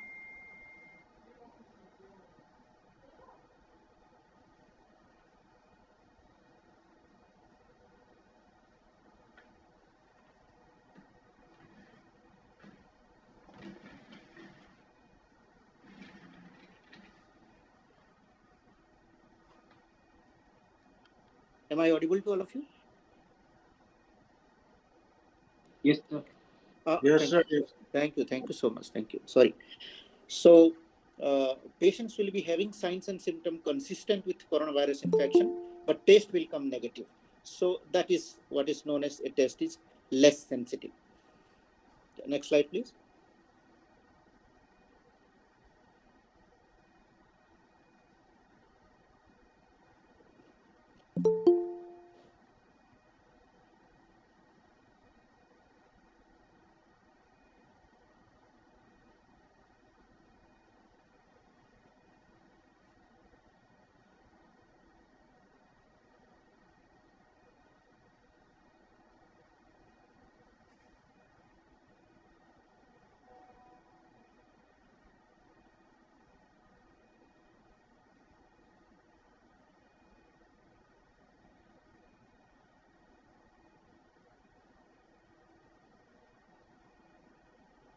Can we go to the previous slide? Sorry.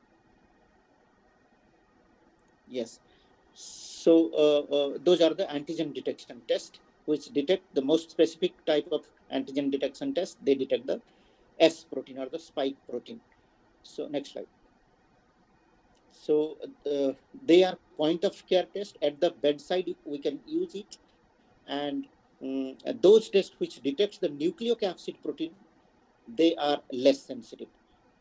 And the spike protein are, of course, more sensitive. There are also some other tests like serological tests like antibody or IgG antibody detection tests. Those tests are currently not used for to diagnose a current infection. However, they can tell us that there was some exposure in the past with the coronavirus. So that is the only importance. You can do a serosurveillance, whether people, how much people in your surrounding or in a particular area are previously exposed to this virus. So those type of things can be known by antibody detection test, not the diagnosis, acute phase diagnosis. So they are also available for in different formats like ELISA, immunochromatography, as well as chemiluminescence immunoassay formats. Next slide, please. So just to let you know the graphical representation, the course of diagnostic markers, the blue or the purple one, it is the RNA, detection of RNA, SARS coronavirus 2 RNA. The green one is the IgM curve, and the IgG antibody curve is represented by the red curve, red line. So if you can see from the day 0 itself, RNA can be detected, even if there is the patient is asymptomatic, or of course within when the patient is symptomatic. And IgM detection in the initial 7 days, it is we may not detect IgM production because IgM is also a marker of acute infection. Still, in the initial 7 days, we will not be able to detect IgM. IgM production will not be there after the virus insult to the body. So, and it remains up to around 2 to 3 weeks.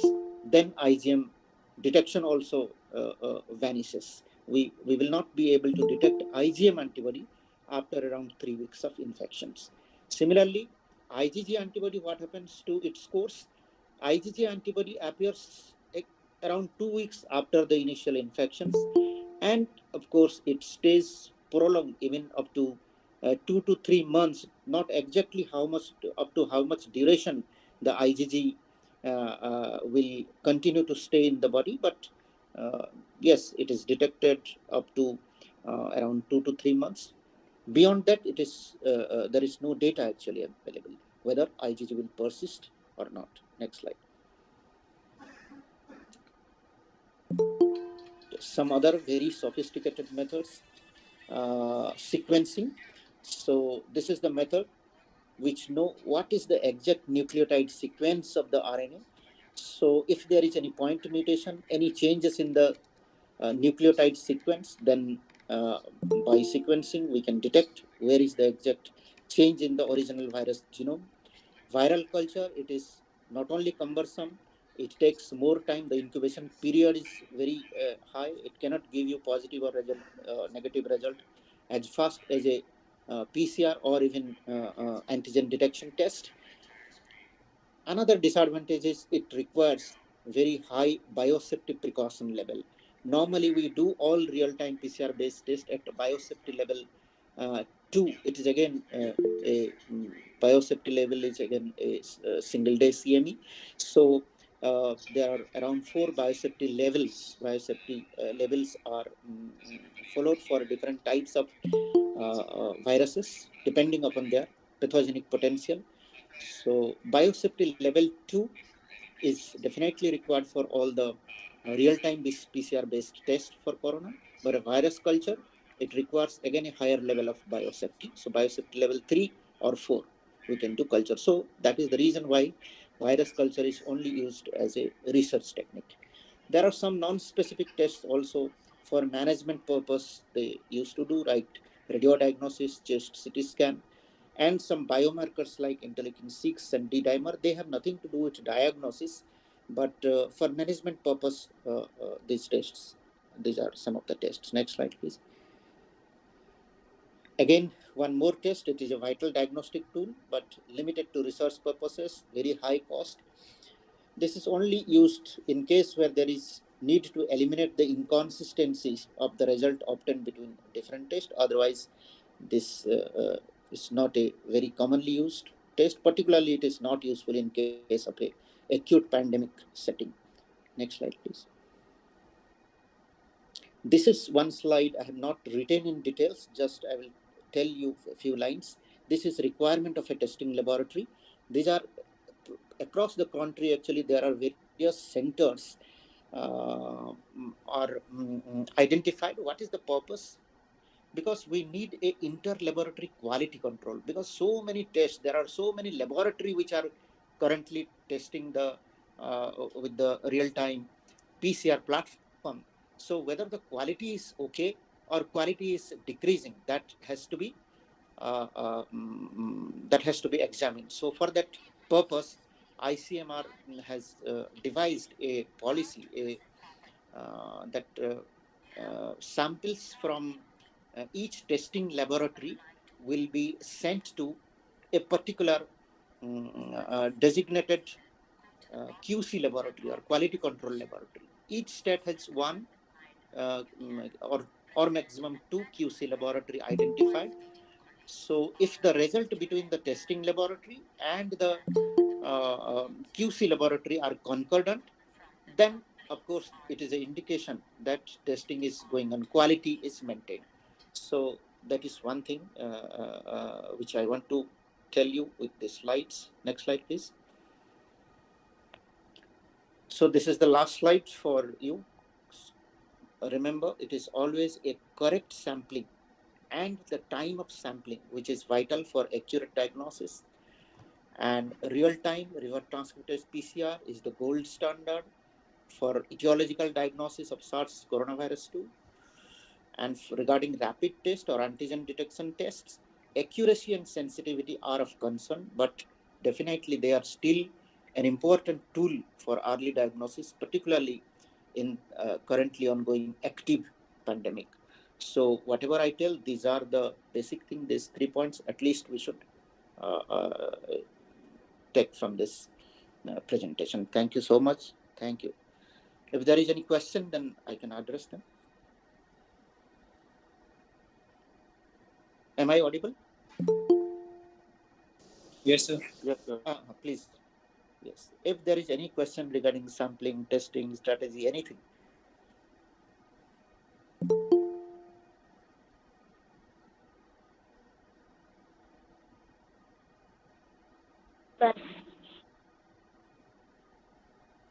Thank you so much, sir. It was a very informative lecture, and we welcome questions from the audience.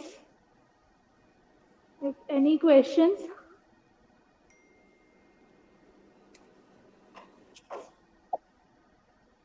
Can we move to our next speaker? Okay, thank you. Okay, thank you, sir. Thank you so much. Thank you. So we'll be joined by Dr. Nibriti Das again. Ma'am, please. Hi, Sadhana, let me for once for myself. If not, then it can be operated from there, right? Yes, ma'am. What do you want, sir? What I said that, okay, you are starting? Okay. Yeah. You will do it? Yeah, I will do it. Just let me know when it is next. No sense of wasting time, right? Okay. So I just changed the title, just remembering that you said that it is mainly for the freshly 12 pass and the first year MBBS students. So some concepts of immunology that can apply to, it is the concept of immunology that applies to vaccine or vaccine development. And so give some idea of those. So I have tried my best to do like that only. Can I put for the slideshow? No, perhaps. Okay. So this is the first slide. So you can see that it can be any one of us who is all the time surrounded by so many aggressive agents, all trying to get into the territory of our own body, and thereby just making their house there, eat on us and destroy us. But if you see, disease as such is not the normal happening or a very common thing. Only at times we fall disease. But now in this pandemic, perhaps we are staying healthy is becoming a rare thing and the disease is overwhelming. But why? Why is it that despite so much of aggressive agents all everywhere, we don't get disease that very often? Next slide, please. It is because we have a wonderful defense system. The system, just the way it defends us, just the way our country is saved by our defense system and the defense people. So what is the immune system? What is the immune system? Immune system, we speak of gastrointestinal system, we speak of renal system, we speak of digestive system. So immune system is not exactly a system like that, which is made of a localized, boundaried system.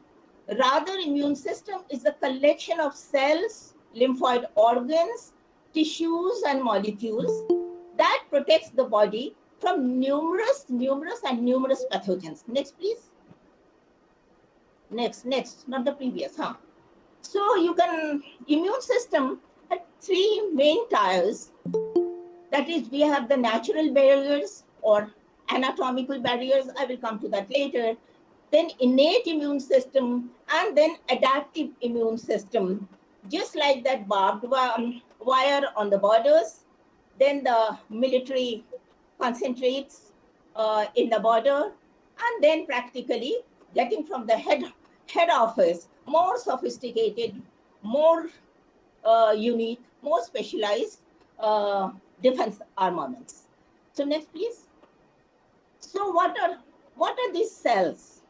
If it was slideshow, it would have been clear. But anyway, just to say, these are nothing but the blood leukocytes originated from the bone marrow. They are homed also in the lymph nodes and do their job in fighting the infection. So these are the different, in the small screen, I don't think lots of things can be seen.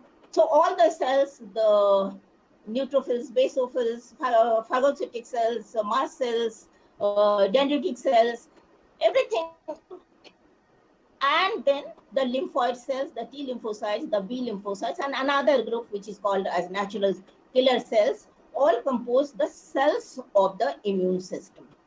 Out of that, as I said, that innate immune system, it is mainly the lymphocytes and yes, to some extent, dendritic cells, which form the part of the adaptive immunity. But difference between the innate and adaptive is adaptive, once challenged by a pathogen or an antigen, they expand. They adapt to the requirement and they expand. Whereas innate immune system, it is not suffice to say that they are there right from birth. In response to an immune challenge, they do not really increase in number until unless there are certain conditions when, yes, once there is a severe depletion of the cells, they increase in the cells if proper stimulus can be given to them. So that is the main difference. Accepting adaptive immune system has got a long memory, innate does not have. So stopping here itself, let us have a look at the what are the organs, lymphoid organs. Next, please. Next, please. So lymphoid organs are of two types. The primary lymphoid organs are where lymphocytes are formed and mature. They provide an environment for stem cells that comes from the bone marrow to divide and mature into B lymphocytes and T lymphocytes.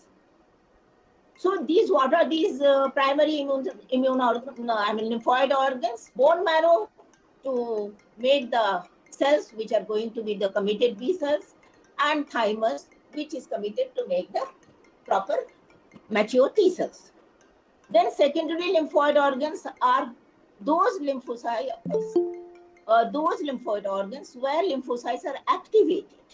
The primary one, keep them in ready to get activated, but they get activated in the secondary lymphoid organs. These are lymph nodes, tonsils, spleens, fire patches, and mucosa-associated lymphoid tissue. Next, please. Next, please. Yes. Well, can you shift the previous one? Can you? So you can see anything, excepting all these arrows are telling that lymph nodes are spread all over the body, every point, every small things, and exposure through any leaves. There are lymphoid follicles in the gastrointestinal system, in every system, every epithelial system. So whichever is the route for the pathogen to come in, lymph nodes, they have to encounter the lymph nodes, which is containing all the different types of cells, and mainly it is the phagocytic cells which can take them up, and then other cells react with them, particularly the antigen presenting cells like dendritic cells and the macrophages. They take them, they degrade them, then they present to the T cells, and T cell help the B cells to produce the antibodies. Next, please. Yeah, now what happens once we encounter a pathogen? First, the pathogen has to tackle with the anatomical barriers. Those are skin, the cilia, you see small hairs inside the nose, and also in the other linings also. Then mucus, then gastric juice is very acid. So first they have to encounter them. And many of them really are destroyed by that, and they do not get into the system. We remain safe. Then, but some of them can escape. Those most aggressive ones do escape. Then they encounter the innate immunity. Innate immunity can have phagocytic cells as well as non-phagocytic cells, and also a fluid mediator, which is called complement, a group of proteins which can directly lyse any pathogen, as well as once they are coated by the antibody, they are more effective in destroying a pathogen. But once these innate immunity components are encountered, they produce inflammation also, because once the cells are activated because of the encountered the pathogens, many inflammatory pathways get activated too. And mediators Ma'am, the like slide is not enzymes. visible. Yeah, I know. Can I make the slideshow? That I was telling. How can I make it as a slideshow? Window, from the window, I make it full screen. I make it full screen. Ma'am, you are not clearly audible. Am I audible now? No? Yes, ma'am. Okay. Can you see the screen now? No, ma'am. There is blank. Black Yes, screen. ma'am. Why is it? Because the those were seen Actually, the all what of I us are seeing made. on laptop, so it is visible. That is not a problem. All of us are seeing the laptop on the laptop, so we can see. You can just, Okay, the phone is not visible. yeah, it is visible. Is it? Yeah, it is visible. You can Is continue. it visible? Yeah, it Am is I visible. audible? Yeah, Am ma'am. I Also, audible? yes, yes, Okay. Now it is okay. yes. Okay, ma'am. You can just continue. Right. So And we what are I seeing say. on laptop, so there is no issue. We can see it. No issues. Okay. Okay. Fine. In fact, slideshow mode is not there. That is one of the problem. Otherwise, the whole screen could have been seen. Anyway, I continue. So as I said, pathogen crosses the anatomical barrier. It goes to the innate immunity that can produce lots of inflammation, but many of the pathogens will be killed at that step only. And again, we are safe. But more aggressive one do not listen to this type of warnings, and they ultimately encounter with the adaptive immunity. Next, please. Next, please. Yes. So adaptive immunity is constituted by the T cells. T cells can be of two types, the CD4 and CD8. CD4 are the helper T cells, which practically help every cell of the immune system to become more active, and especially absolutely essential for B cells, almost essential for B cells to produce antibodies. Then we have the B lymphocytes. B lymphocytes or the B cells can be of two types. One is the T dependent and another is T independent. Am I audible? Can Very you much. listen? Yes, yes, yes. Because We can that hear is you. important. I think even if you don't see the slides well, if you are I'm audible, perhaps some Yes, it message is goes. audible. Okay. So difference between the antigenic structural need is different for the T-dependent and T-independent cells, but most of the antigens really encountered with the T-dependent B cells, and that is important for conserving the memory. T-independent antigens, if they encounter with the B cells, antibodies can be produced, but memory is not conserved. That is to be remembered.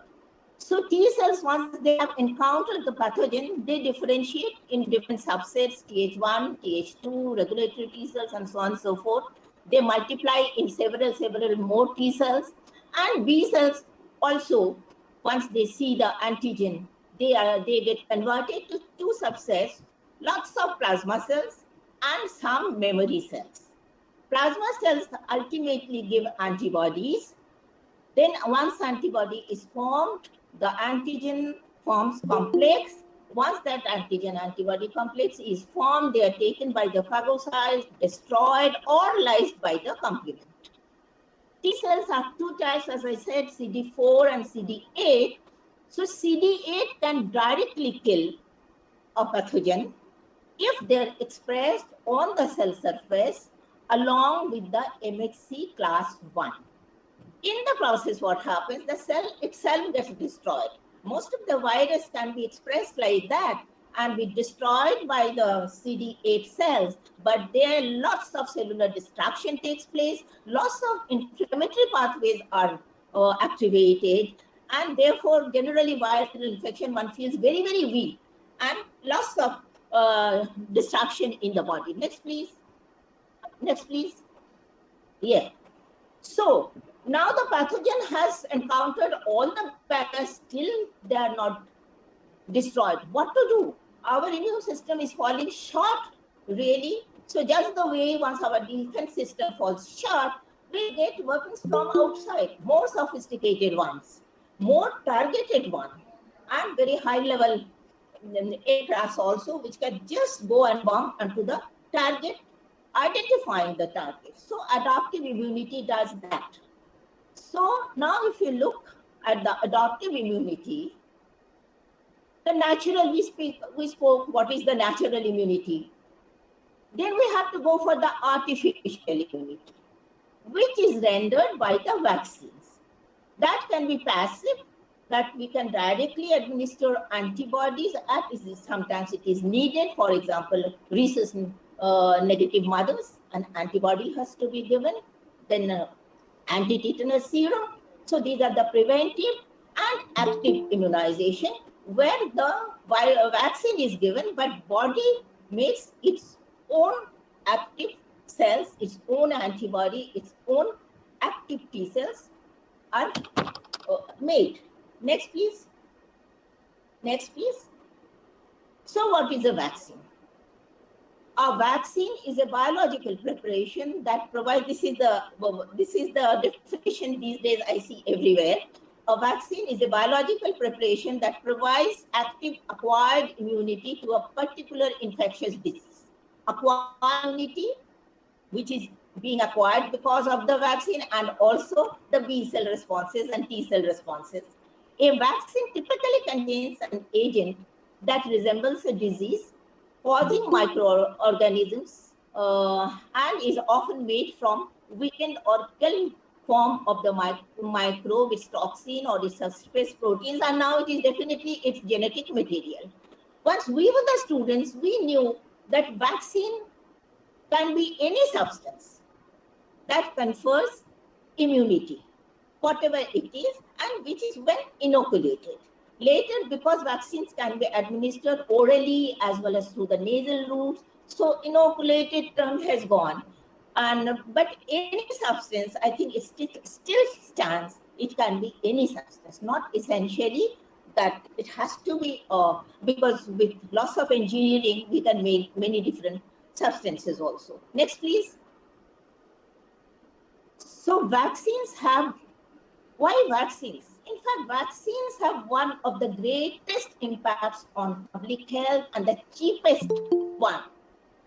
Their impact on reducing human mortality is second only to the provision of safe drinking water or maintaining very stringent hygiene. Vaccines are provided to individuals to protect them from disease. They play an even greater role in protecting entire population from exposure to infectious disease. There the country's economy also rises. Vaccine preventable diseases that were once prevalent in industrialized countries have virtually disappeared where vaccination has been implemented. So many Western countries now don't know of many diseases. This generation doesn't know of smallpox.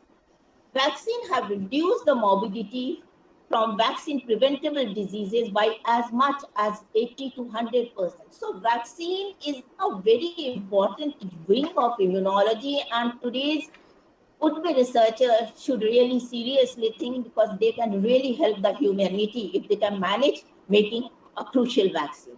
Next, please. So vaccine preparations. Vaccine can be prepared from living organisms that have been weakened. There are several techniques to make them weak so that they are no more infective or disease causing. usually from cultivation under suboptimal conditions also, and this is called attenuation, or from genetic modification where the protein being expressed is comparatively weak, not that virulent, which has the effect of reducing their ability to cause disease. From whole organisms that have been inactivated by chemical, thermal, or other means, from inactivated toxins, as it is the tetanus has a toxin which is called toxoid,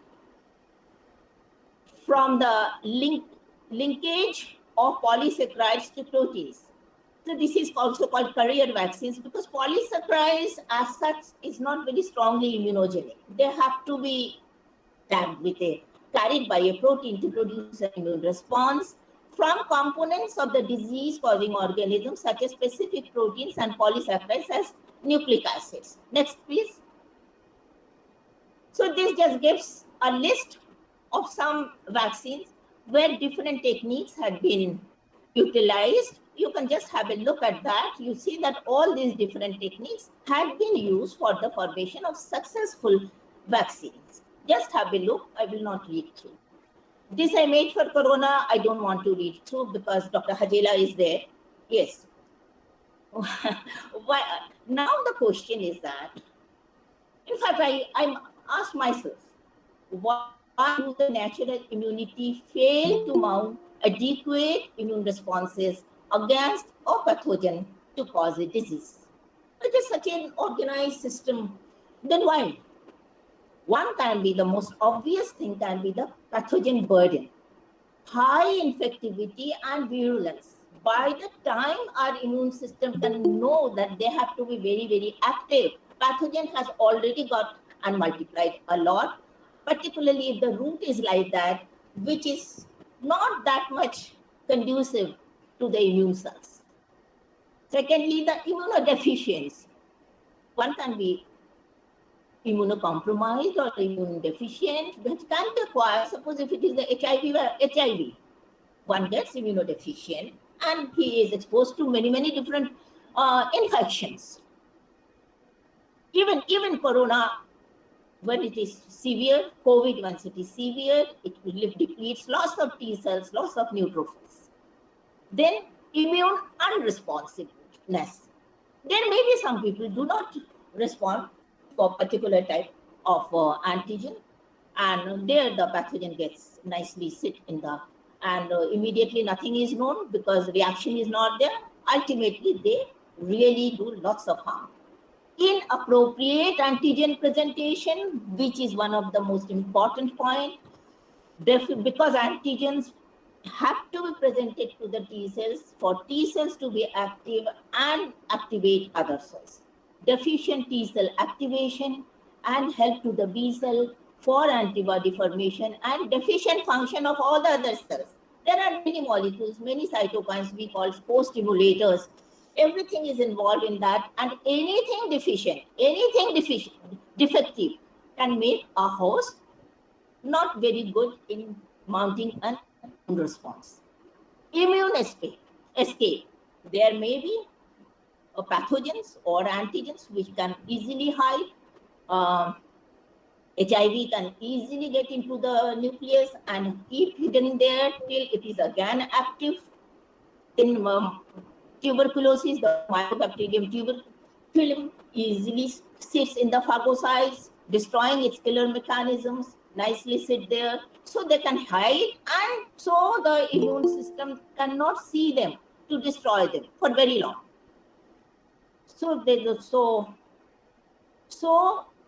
And many of these produce lot of irrelevant antibodies. That is, the antibodies which really are not doing neither preventing the infection nor killing the bacterium or the infectious agents, but high amount of antibodies, and certain antibodies can definitely paralyze the T cells and B cells and can definitely cause the immune suppression.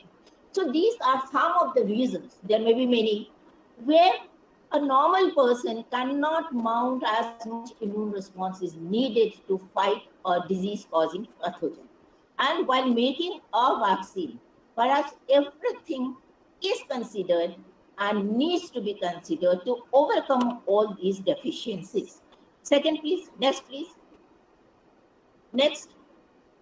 So vaccine designing, there may be many more things. Something which came to my heart should evoke appropriate T cell and B cell responses. Once I say appropriate, that should be optimal and useful. Should have long-lasting immunological memory, should take care of the mutations, because virus can undergo very fast mutations, bacteria can also. So generally one tries to do the conserved region and vaccines against, antibodies against, so that mutation part remains a little taken care of. Should reach the target microorganism.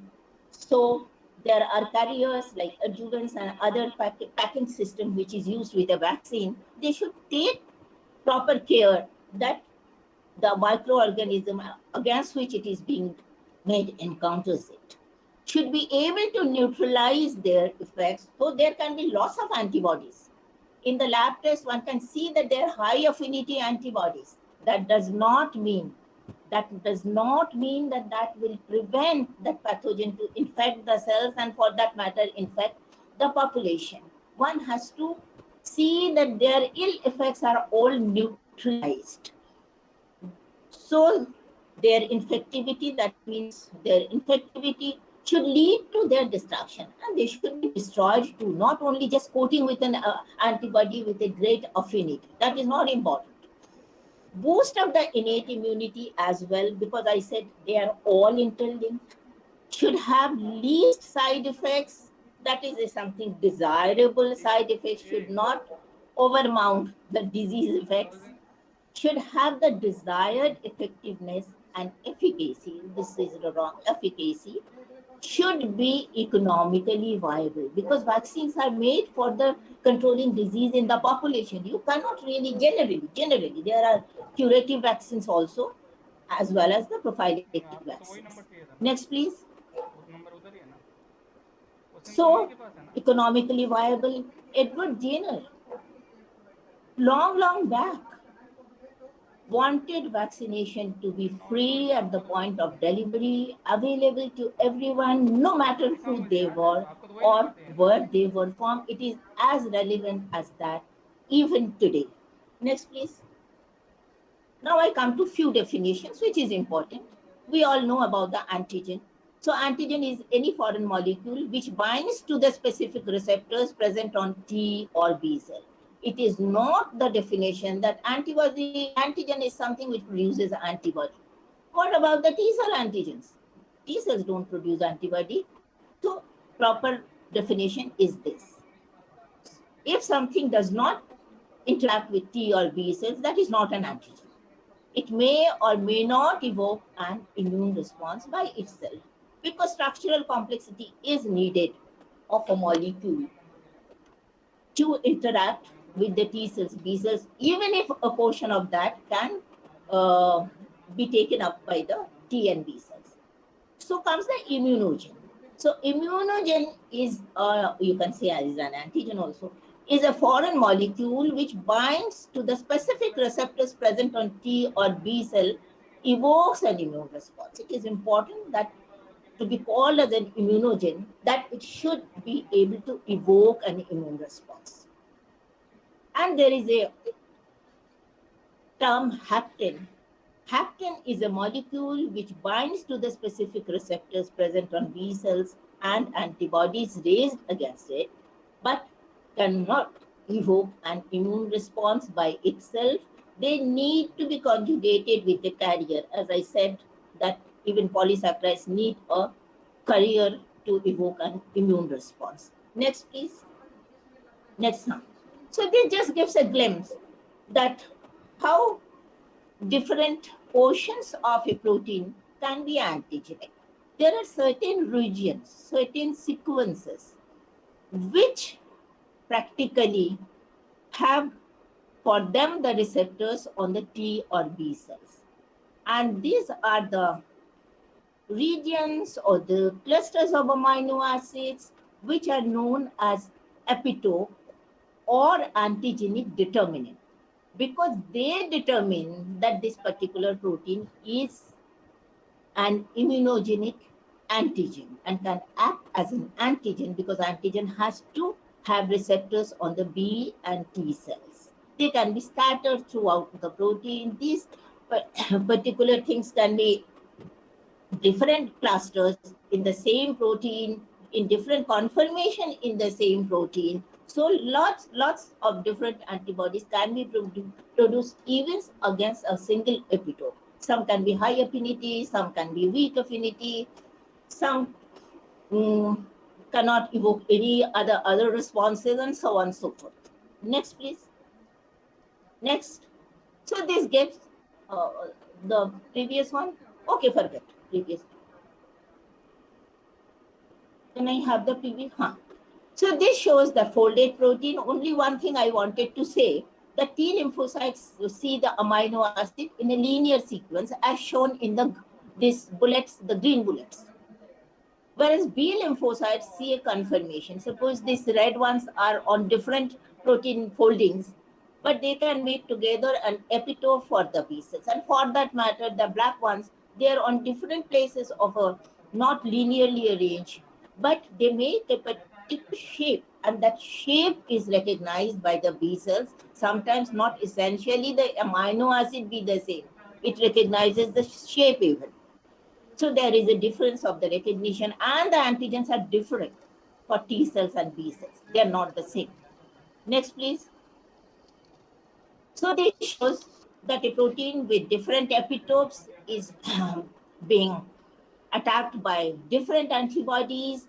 If it is a single interaction, then and very strong interaction, we call it as affinity. But this affinity, strength of affinity can be many-fold increased if an antigen can be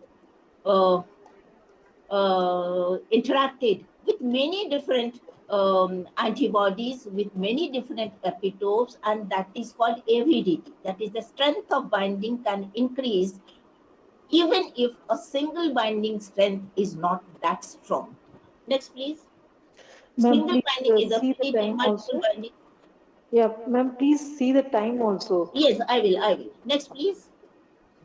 So, not much about it. So, adaptive immune system, lymphocytes, antigen presenting cells, and humoral factors. Next, just this is the antibody. There is antigen binding site, and the other part, that is the Fc portion, which practically antibody as the full is active, not just binding of an epitope to it. These are different classes of antibodies. Next, please. This is important, although must be knowing. This is what which is responsible for the booster effect. So the first exposure gives weak IgM antibody, takes a little more time. It can be 8 to 14 days. But if a second, after a gap or second booster is given, then the antibody response is very high, and one really becomes then more immune as compared to the first exposure. And we know that COVID, at least we are given two times vaccine, first and a booster. Next, please. Next, please. Next, please. Next, please. Next, please. Well, this just shows presentation of antigen. So I think you can skip, because time, if the time is less, you can skip them. The T cells all multiply, B cells all multiply. B cell is conserved as a plasma cell, and the memory B cells. Next, please. So there is a vaccinated person, a non-vaccinated person. The non-vaccinated person can be morbid, can be free of disease, can die of disease. The vaccinated person, it is expected out of a vaccine that he is protected, that he conserves memory, and he does not get the disease. That is what is expected, not essentially that is always done by a vaccine. We can see recent experiences. There are some bad experiences also. Next, please. This is the corona vaccine. It has already been described very well by two previous speakers, so I will not go to that. Next, please. Again, I think introduction to coronavirus had already been given. Only thing, mutation rate is very high. That is to be remembered. Next, please. This also you can leave. Yeah. So the virus gets integrated, uses the host machinery to produce proteins, then come up on the surface as the loss of variants. Some are released, some are destroyed by the cytotoxic T cells. The released one can be attacked by the dendritic cells and presented to Th cells, and antibodies are produced, and failing so, disease spreads. Next, please. So that is something which is seen, that if the infection is at a low dose, then the immune response mounted can protect a person from getting the serious disease. As I said, it is the load of the pathogen which also is important, which defies the capacity of the immune system. Then if it is high dose, then yes, there is the problem, and one gets the severe disease, because somehow or other we cannot cope up with that. Perhaps before it gets into the proper immune system, as it gets to the respiratory system, mucosal system, and to the lungs, it starts multiplying and becomes very virulent. Next, please. So anyway, lots of trial going on to end this pandemic, and we are never ever to give up. Next, please. Next, please. So we are all with our missiles to fight, or vaccine to fight corona. And I will like to remember those pioneers and torch bearers who really gave us the concept and practice of vaccine, that we can fight several diseases. With our gratitude to them, I thank you all for this patient hearing. I'm sorry that technically there had been a problem. I had no control over that. Thank you so much. Thank you all. Thank you, ma'am. Thank you so much. Thank you, ma'am. Thank you for your valuable insight. Thank you, ma'am. Any questions from the audience is welcome. And anything I can't answer, Dr. Hajela is there. I was very assured that no problem. So we had some very informative lectures till now, and I'm sure that everything together. Thank you.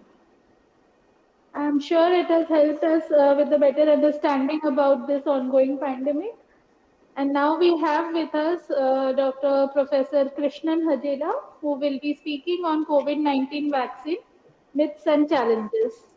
Dr. Hajela did his MSc and PhD in biochemistry from Aligarh Muslim University. He is presently working as Professor, School of Life Science, Devi Ahilya Vishwavidyalaya, Indore. He joined Devi Ahilya University in 1989. He was recipient of Commonwealth Academic Staff Fellowship. He did his postdoctoral research at MRC Immunochemistry Unit, University of Oxford, UK, on lectin pathway of complement activation. He is also a recipient of Marie Curie Fellowship and has worked at University of Southampton, UK under this fellowship. His main interest in protein chemistry and innate immunity. He has guided about 18 PhD students and published around 60 research papers in the national and international journals. So please. Okay, thank you. Thank you for the nice introduction. I'm audible? Yeah. Yes, sir. Okay. Thank you, Professor Sadhana Sharma, for inviting me and giving this opportunity to give this talk. Thank you, Professor Das, for a very nice introduction and teaching everything about vaccines. So it has made my job much more easier, and I think I can explain it much more easily. So we'll start with the first slide.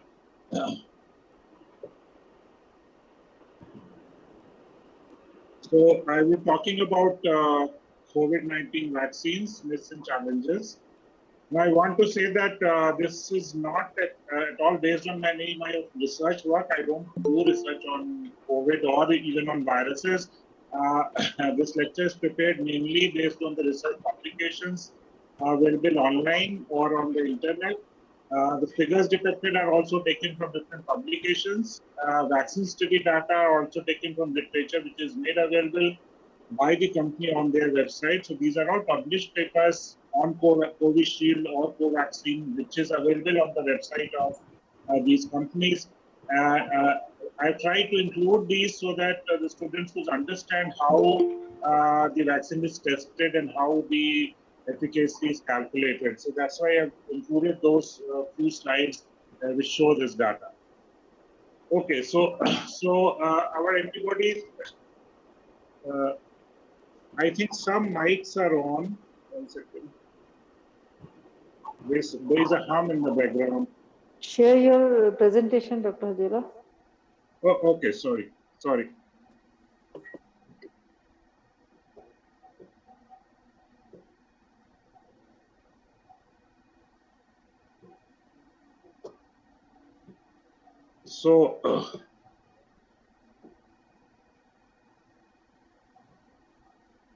So now this is visible?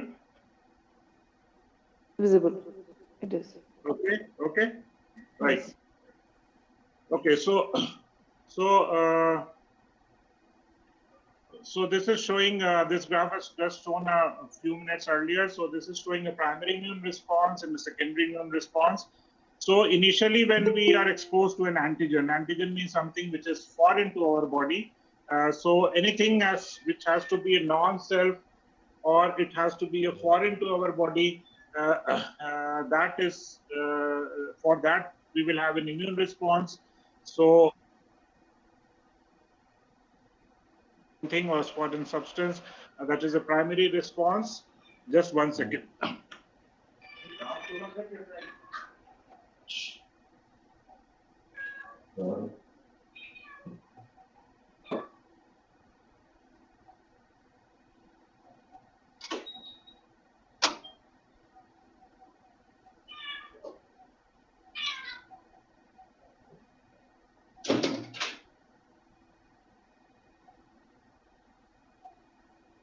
Yeah, sorry.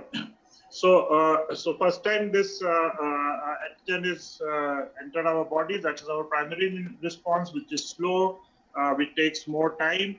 And the second time when our body sees the same antigen, the same pathogen, the response is much more faster and the response is larger. And this is about the specific response which we call as a required immunity. So we make more antibodies and we make in a lesser time and we make a higher quantity of antibodies. The second time we see that pathogen. So why this is happening? So this cartoon shows here that there are some antigens are entering our body. You can think that this is a bacteria or this is a virus. And we already have in our system B cells or T cells, and these B cells have the surface receptors. So if this antigen bounds on this receptor, if it selects this cell which has a binding site for this antigen, then this cell gets a signal to divide, proliferate, and then more daughter cells are formed. Some of these activated cells, they start making antibodies, which are known as plasma cells, and some of these cells circulate as the memory cells. So we differentiate these cells into plasma cells and memory cells, and these are in circulation. So the next time the antigen comes, already we have these memory cells in circulation and which will bind to this antigen, and more memory cells and more plasma cells will be formed much more earlier. So larger amount of antibody is formed.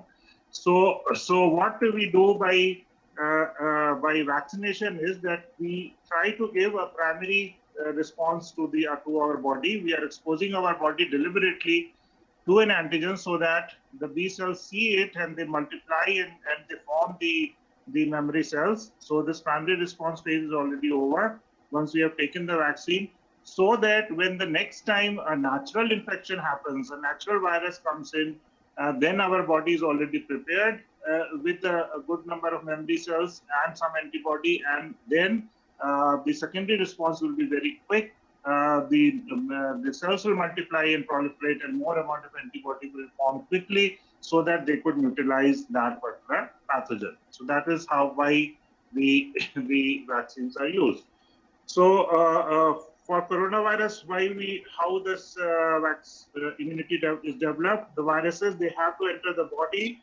So this virus binds. There's a protein on this which is known as the spike protein. We all know about, which binds to the ACE2 receptor on the surface of our cells.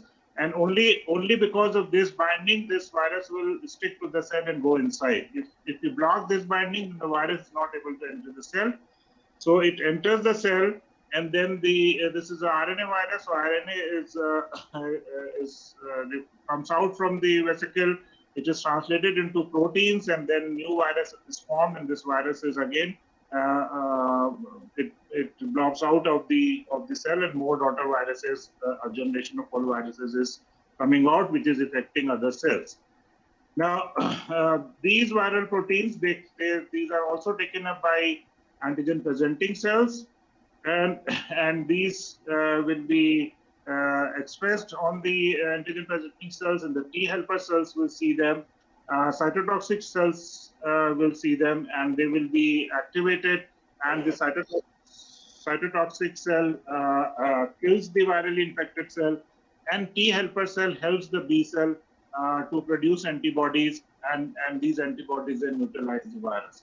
So it is important that the viral proteins are presented by the antigen presenting cell, or the viral proteins are expressed by the cells in which they are infected, and they activate the T helper cells, they activate the cytotoxic T cell, and cytotoxic T cell can directly kill the virally infected cell, or the helper cell can help the B cell to produce the antibodies. So the T cell help is important for producing the antibodies also. So this is the structure of the coronavirus, which is an RNA virus. And the most important thing here is this protein, which is known as the spike protein, because this is the protein by which it binds to the ACE receptor, ACE2 receptor, and it infects the cells. Now, so this is the ACE2 receptor on our cell membrane, and this is the coronavirus. What is required is a protease also.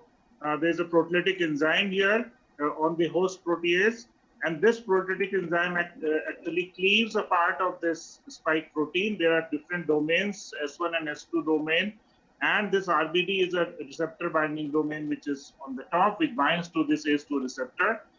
So it will not bind, but it has to be there has to be a cleavage by this host protease. So the protease is here, and it cleaves a portion of this this spike protein, which makes a conformational change in this spike protein, facilitating the binding of the receptor binding domain to this ACE2 receptor. And then with this binding, then the S2 domain, which helps in the fusion. So this S2 domain then can insert into this membrane, and by that this virus is entering into our cell. So unless and until the virus enters our host cell, it is of no good, because this does not have any machinery to replicate on its own. It has to enter our cells to produce daughter viruses. So if this is blocked, if this interaction is blocked, that is the spike protein is not able to bind ACE2, you can stop it here, then we can stop the entry of the virus into the cell, and then in that way, then we can stop the infection. Now, this spike protein is actually a trimer. There are 3 chains, chain A, B, and C, and they are entwined together to make this whole spike protein trimer. And this is the site. These are the sites here at which they bind to the receptor binding domain. We will come to this picture later. So, so this spike protein is binding to ACE2 receptor. Now, this has a structure here, or say an epitope here, which is made up because of the 3-dimensional structure of the amino acids which are present here. which is binding to the, which is complementary to the amino acids which are present in the ACE2 receptor, so that this binding occurs, and this spike protein is binding to the ACE2 receptor. Now, the antibody should bind to this portion itself, the antibody, this epitope, so that binding of this antibody will block the binding of this spike protein to the ACE receptor. So these will then be known as neutralizing antibodies, because they can bind at this position. If it is binding to some other position here or there or here, it will not stop the binding of the spike protein to the ACE. So all the antibodies, even if they are generated to some other portions, they will be of no good. That antibody which is towards this region, which is blocking the binding of the receptor to the ACE protein, that only will be a neutralizing antibody, and that will help us in stopping this interaction. Okay, so these antibodies, if they are produced, they block this receptor, the spike protein, and the spike protein can no longer bind the ACE protein, and so the virus cannot enter the cell. This is what we desire to do. So what we want is that we raise such antibodies towards this protein, and to raise this, we require this protein as an antigen. We have to inject this protein in our body so that our B cell recognize this protein, and they produce antibodies towards this protein. So, and that protein then will be called as a vaccine, because we are using that to raise to initiate the primary immune response and to initiate our B cells to produce antibodies for it. So there are three types of vaccines which are working in this for coronavirus. One is the protein-based, then the viral vector-based, and the RNA-based. So the protein-based is this protein itself. So can we isolate or purify the protein from the virus, and this purified protein, we can inject it into our system, and it will raise antibodies. We are only injecting the purified protein. We are not injecting the whole virus, so we will not get any disease, but only the protein will be here, and this protein will be binding to the B cells and activating them, and antibodies will be formed. The problem here is to isolate this spike protein. We have to grow a large amount of virus, and it is not so easy to handle this virus. So it is not preferred that we grow it and then we isolate the protein and then we do this. Or we clone this protein in some system, and then we express this protein in some expression system and get it. Minded, this is a primary protein, so it will not be such an easy thing to do. The second is the viral vector, where when we say viral vector, that means we are using some virus as a vector, as a vehicle, to carry the genetic material which is responsible for this particular spike protein. So we just take that portion of the gene which is coding for the spike protein, and that gene is packed into an adenovirus vector, and which is now injected in our body. And then this body, because the gene is there, so this gene produces the spike protein in our body, and then the spike protein is released, and then it produces the antibody. So this is our viral vector vaccines. Or to make protein, we know that from there will be an mRNA, so we can isolate the mRNA for the spike protein, and that is purified, and that is mixed with some lipids or to make lipid nanoparticles with which it can be inserted into our cells, and then so mRNA is gone inside, and that will code for the protein, and the protein will be formed, and then the immune system will see the protein and antibodies will be formed. So these three types of systems are working or available. So mRNA vaccines are the Moderna and the Pfizer vaccine, which we hear about which are working in US. And this adenoviral vehicle vaccine is our Covaxin, Covishield, which is being produced by Serum Institute here in India. This was developed by Oxford University and AstraZeneca. And the spike protein, we are not purifying the protein itself, but one other method is that we can inactivate the whole virus. Okay, we can use some chemical so that the DNA of the virus is not functional. It is modified, so it cannot multiply. So this is a killed virus, sort of chemically modified virus. So we are not purifying the spike protein and not wasting our time and energy to grow the virus and purify the protein, but we grow the virus in very large quantities and inactivate it, and then it is containing the protein on the surface, and we can inject the whole virus as such to inject this protein. And that is our co-vaccine, or which is the inactivated virus.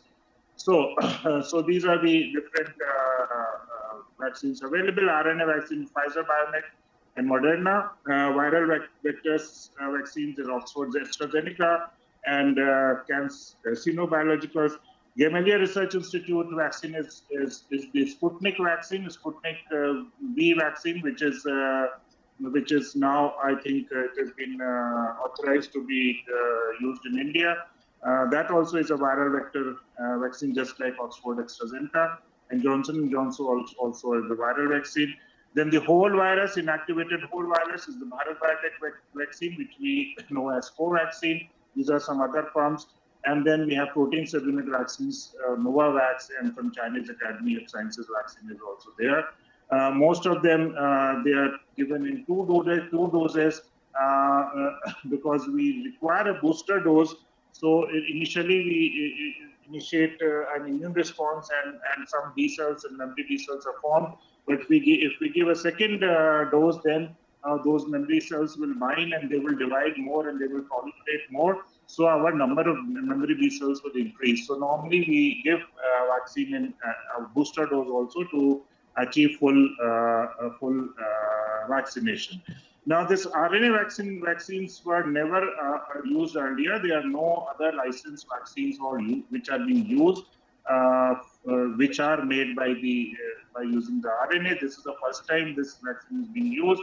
The problem only is that it has to be stored at -70 degrees centigrade, -20 degrees centigrade.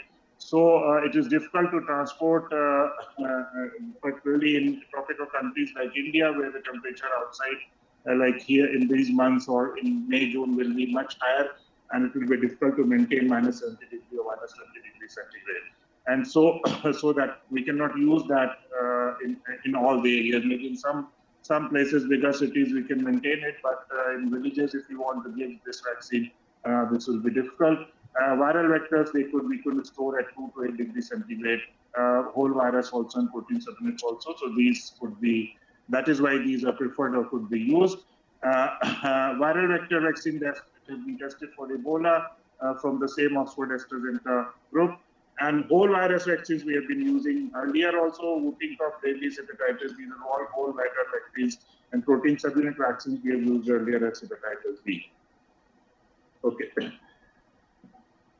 So I'm audible and slides are visible now, it's okay? Yes, yes, sir. Okay, okay. So, this is the AstraZeneca vaccine. So they use adenovirus, which is a chimpanzee, say cold virus, adenovirus. There's a capsid and the genes which are essential for it. So what we do is we mutate the gene here so that it is a non-replicating virus. We change the genome. There are some portions which are removed, which are taken away, so that the virus cannot multiply. So it will not replicate in the host, and in that gene we take the gene for the spike protein and we insert that spike protein gene within the genome of the virus, and then this is packed in the outer shell of the virus itself. So what we do is we cut only the pieces of interest. So whatever genes we require here that to maintain this virus, we take that out, and the pieces of interest are copied and attenuated so they cannot cause disease, and the pieces of interest are pasted together. So these are joined with the other gene, and then this is packed back into this adenovirus cover, and this is what we are using as the Oxford vaccine. So what it does is, this is so recombinant adenovirus genome. This contains a promoter, immunogen gene, poly instead of antiviral proteins. We should not think that it is very easy, that in the sense that we can just take out the gene for the spike protein and from the coronavirus and insert it here, and it will work. A lot of recombinant DNA technology, a lot of chemistry goes into inserting this, because we have to know what type of promoter we are putting here so that the expression is proper of this immunogenic gene. And we have to change the codon. There is a codon preference in the sense that what codons are expressed in what are taken by the virus, that may not be the same which are recognized by the host cell. So we have to take care of that. And we can insert some other things which we require here to make this much more stable and to ensure that this is properly transcribed. So all that, those changes are done in that particular sequence which is inserted, and then only this thing is made. And that requires a lot of research and a lot of work to have that stable insert by which that required protein is produced. Now, why I should mention here that this was the fastest vaccine which is being produced for the coronavirus, and the reason was that this whole system has been developed for this also, and for the mRNA vaccines also.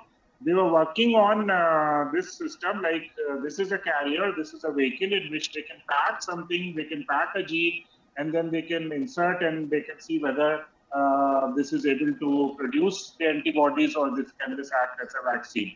And this system of adenovirus carrying the gene, and this was being tested by that lab for various diseases, including Ebola. So they were already working, and this platform was in place. That they have already done testing of this vehicle on a large population in Africa also, to see its side effects. So all those things were already in place. The only thing was, what they have to change was that instead of the Ebola genome or some other things which they were testing, they have to put the gene of the spike protein of coronavirus. And for coronavirus also, they were knowing, because the SARS-CoV-1 or the SARS pandemics which happened earlier, so there was some experience of that.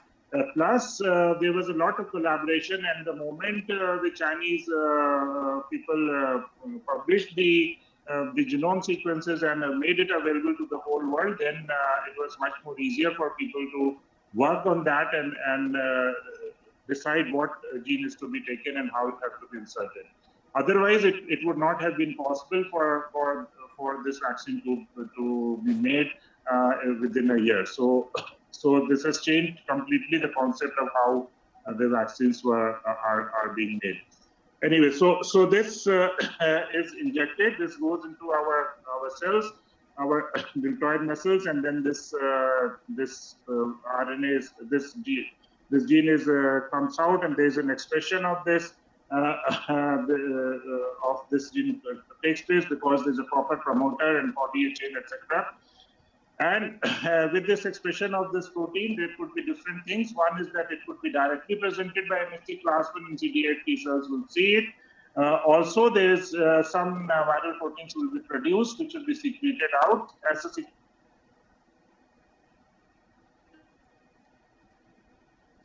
antigen, and so the B cells will see it, and the CD4 T cells will also see it. So both there could be direct presentation also, there could be expression outside the cell also, and then they could be presented by antigen presenting cell, and they would be seen. Okay.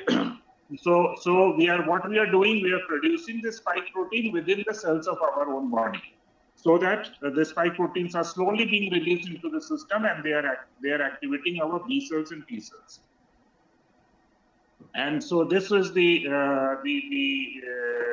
this work was done in Oxford with University with help of AstraZeneca, and then they transferred this whole technology to Serum Institute, and they then made it, which they call it as Covishield. This insert is from the insert you get with the vaccine vial itself, so it defines what all is present in the vial. So this is a ChAdOx-N19 coronavirus vaccine, recombinant 5 × 10^10 viral particles. This is recombinant replication deficient chimpanzee adenovirus vector, so it cannot replicate. Encoding the SARS-CoV-2 spike as glycoprotein. This is produced in genetically modified human embryonic kidney cell, HEK293 cells. It is produced. This product contains genetically modified organisms. And so this is produced by Serum Institute. And these are the list of additives which are present there. It has histidine, histidine hydrochloride, magnesium chloride, polysorbate, ethanol, sucrose, sodium chloride, sodium EDTA hydrate. All these things are mixed with this preparation to make it much more stable and to function as adjuvants. Also, polysorbate is a mild detergent which allows it to remain as in suspension for a longer period of time. And these are all other details of how this is to be stored and how this functions. Now, why I'm telling Sputnik 5 just now, because Sputnik 5 is also very similar to the Covishield. Here also it is the adenovirus cover and a spike protein gene tagged inside. The only difference here is that the first vaccination is given, the adenovirus is of a different strain. It is AD26, and the second time, the second booster dose when it is given, the adenovirus is AD5. So for both the batches, the adenovirus strain is being changed. And what they found out is that second time when we are doing with a different adenovirus strain, then the immune response is much more enhanced, and they were finding more enhanced cellular immune response as the T cell response as well as the antibody response. So otherwise, it is very, very similar to the Covishield, the same adenovirus, the same way. It is replication deficient, and you have a spike protein gene tag. The only thing is there are two injections here also. The second injection, the adenovirus cover is different. So now we come to Covaxin, which is made in India. This contains 6 microgram of whole virion inactivated SARS-CoV-2 antigen. And the other active ingredients such as aluminum hydroxide gel, which is acting as an adjuvant, TLR7/8 agonist, imidazoquinol, and then phenolhexethane, phosphate buffer saline. This vaccine has been developed by using inactivated kill virus along with these chemicals. So this virus was isolated at NIV, and this is used to grow in large quantities in the viro cells. This is monkey kidney cells. And these cells are then soaked in beta-procholactone. So this is the chemical which is used to inactivate the virus. So this deactivates them by binding to their genes while leaving the other particles intact. The results in inactivated virus is then mixed with the ammonium-based adjuvant. Now this is an alkylating agent, and this reacts with many nucleophilic agents. And it modifies the structure of nucleic acids, mainly with the purine residues, notably guanine, and it also produces nicks in DNA, and because of which the DNA is modified, and so the virus cannot replicate. So that is an inactivated viral vaccine. These are the publications which were presented for showing the viral efficacies of both the vaccines. Okay, now we are hearing that whether the vaccine is effective or not, and there are mutations, and what does the mutations mean? And I've just taken one example. So this viral mutates very rapidly because when it is multiplying and dividing the cell, the replication is going on, and sometimes what happens is a wrong nucleotide is inserted inside. Because the proofreading is not very good, or the proofreading enzyme is not working properly. And so what happens is that when more and more replication is happening, there are more chances that a wrong nucleotide is inserted. So this is one mutation, D614G. This means that this position is 614 and D is changed to G. D is aspartic acid, G is glycine. So what has happened is this code GAU has been changed to GGU, and that is how this aspartic acid has changed to glycine. and this has happened at this position. This is the trimeric spike protein. So this is one mutation. Now, what has this mutation done is that because of this mutation, this portion has become more open, and because this is more open, this is helping in binding of this spike protein to the ACE receptor. So suppose if there are more such mutations which are making a change in the three-dimensional structure here, which is helping this spike protein to bind more strongly to the ACE receptor, then these mutations will be selected because they will bind to ACE protein more, they will infect the cell more, and they will multiply more. So the virus will be more strong. Okay, so more such mutations which are helping the more binding of the spike protein, they will likelihood of infection is more. So those virus will be those mutations will be happening more, and they will be selected more.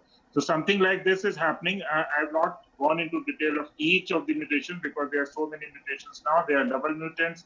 That means this is the sequence is mutating at 2 different positions or more different positions. Some of these mutations which are at these areas which are binding with the ACE protein, if it is enhancing the binding to the ACE protein, they will be making the virus more strong and more effective. There are many mutations which may be happening at other portions or other areas of the protein which may not be affecting, and that will not make any difference. But if it is increasing the binding, it will make a difference. Okay. So I will very rapidly tell how the vaccine efficacy is calculated. So the outcome vaccine efficacy is generally expressed as function reduction in the attack rate between the unvaccinated and the vaccinated. So ARU is the unvaccinated individual, ARV is the vaccinated individual. ARU minus ARV divided by ARU into 100. That how many people what we have taken in a study which are in this. So you take 2 group of people, one is unvaccinated, one is vaccinated, and then after a certain time period, say 2 months, 3 months, then you go and check that how many people got affected with that particular disease in that area, and you count that for the region which you have left without vaccination and the region where you have done the vaccination, and you put these figures here, and then you get the vaccine efficiency. That if you have not put any vaccination, then how many people got the disease, and if you have vaccinated the other population, then how many people got the disease. Okay, and these are double-blind trials where nobody is knowing whether it is a vaccine or whether it is a placebo. The nurses, the doctors, nobody is knowing. So the result is not manipulated, or you don't know where the vaccine was or where the placebo was. Okay, so this is table taken from the Oxford paper. This is I've taken for the students to understand that how actually this is calculated. So this is N is the number of primary population which was vaccinated. So this is the vaccinated group. This is the control group. So this is 5,807 people were vaccinated. Out of this, they got only 30 people who got the disease.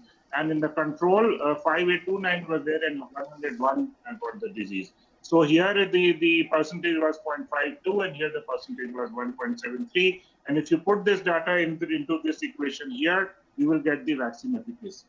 Okay, and that comes out to be 70.42. This was for the first vaccination, and remember this requires 2 vaccinations, second dose, and then with the second dose, this was given. So. And then there were different regimes at how much dose they were giving, low dose, high dose, different combinations are tested. That you have to standardize how much vaccine you have to give and how much is the protection with that. So that is to be studied.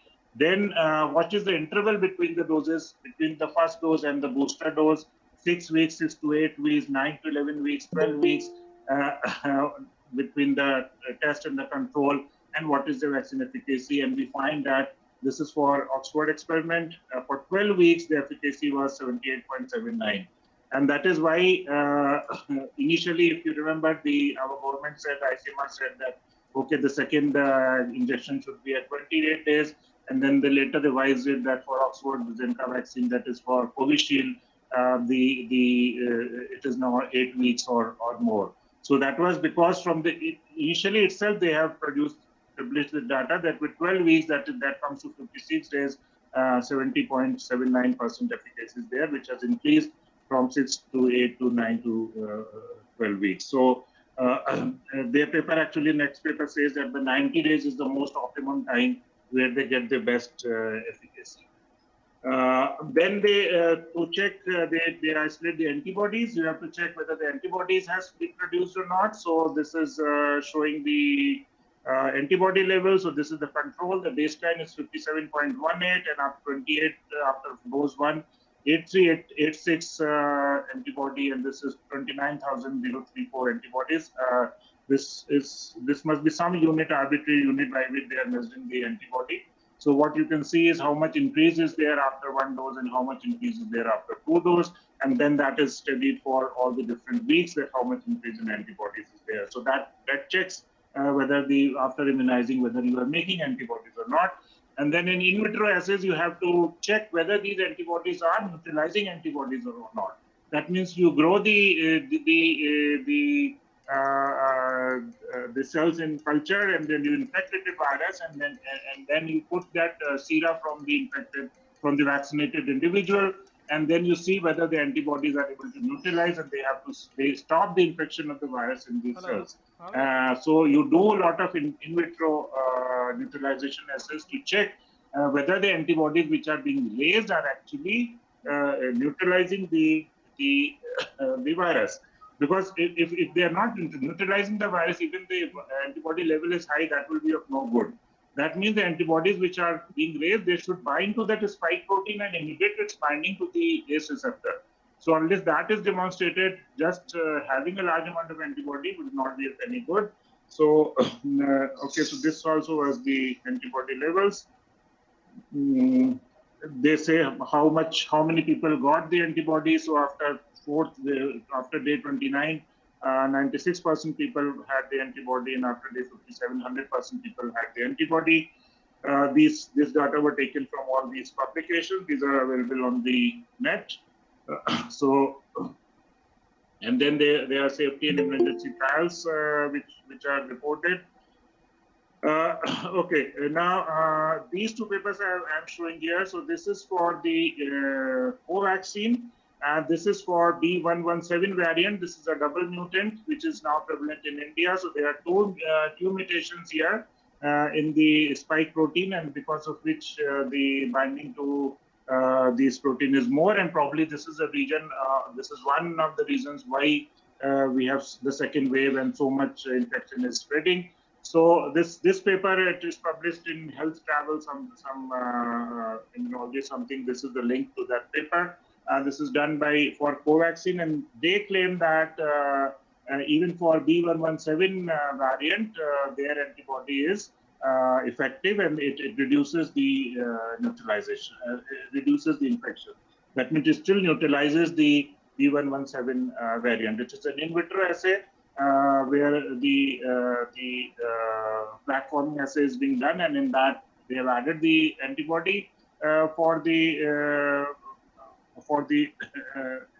raised again for the vaccine, and then they have seen that vaccine is inhibiting the mutant also. So they claim that okay, this vaccine will be effective for B117 variant also.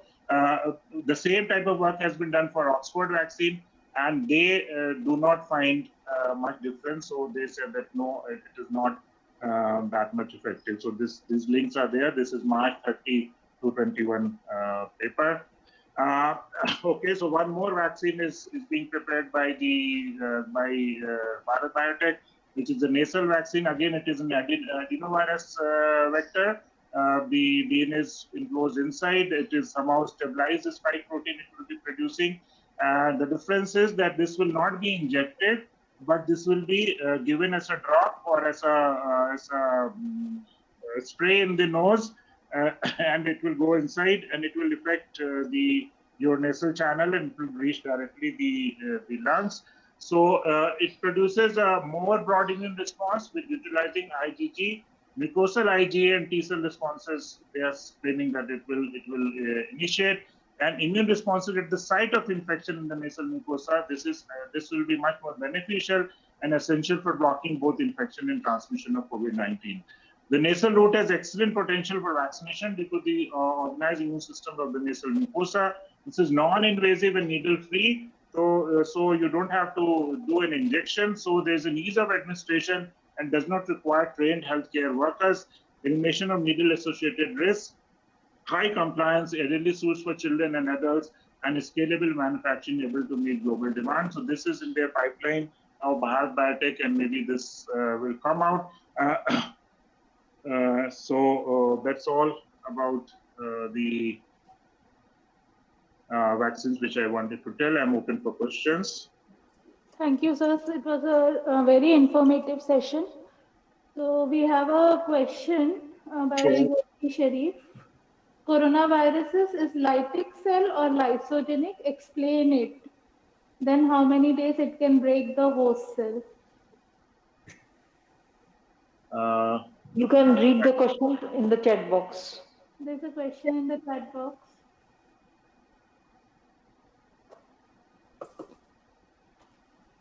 How many days it can break? It is definitely, it goes into the lytic cycle. That is why it is spreading. Exactly how many days it can break, I can't give you a number exactly. Sadhna, you can tell. I think it will break. It will very rapidly multiply. So it will go into the lytic phase immediately. What is happening now? I don't think it is going into the lysogenic phase. I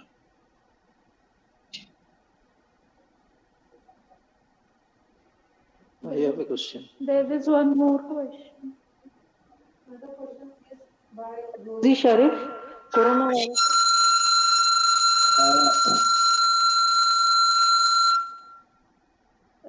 Dr. Hajera, Okay. you can see the next question. Yeah.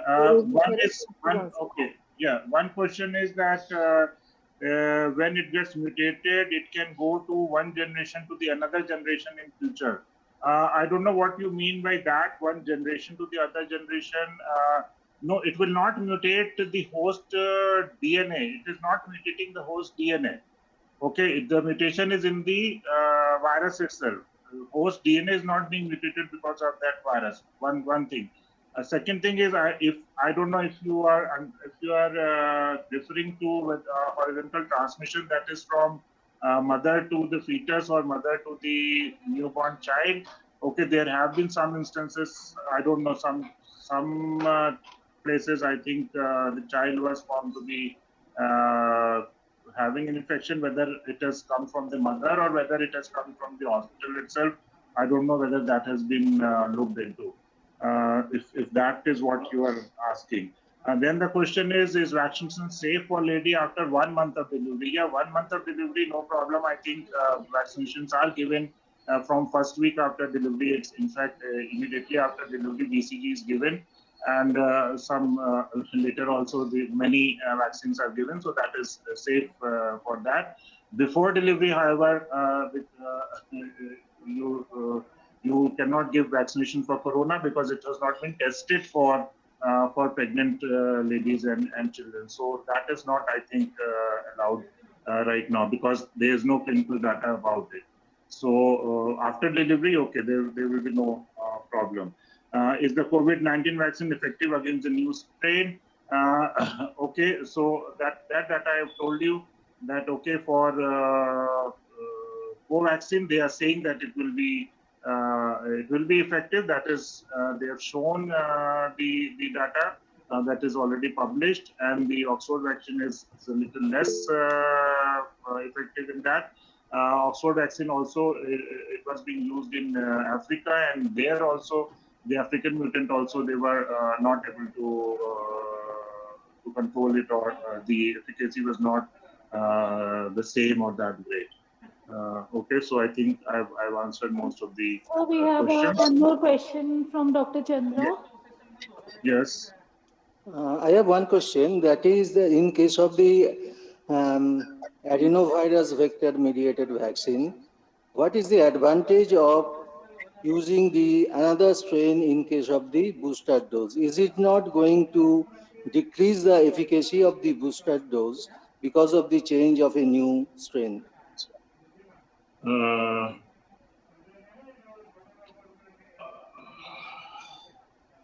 Because as per the immunological our effect that when you use the different strain of the rats or mice, we can start again from the beginning of it will be a primary response for the second virus. That's true. I don't know. I've not read that. Is it the idea that because since it is another virus vector mediated, so that virus part it will be a first primary response itself. So that is their aim, and somehow they claim. I will again say that I have not read the full paper, I cannot not correct in commenting on that. But what they say is that somehow they get a better humoral and cell-mediated response with this system. That is what is being claimed in that paper. Yeah, so it's like that. Thank you.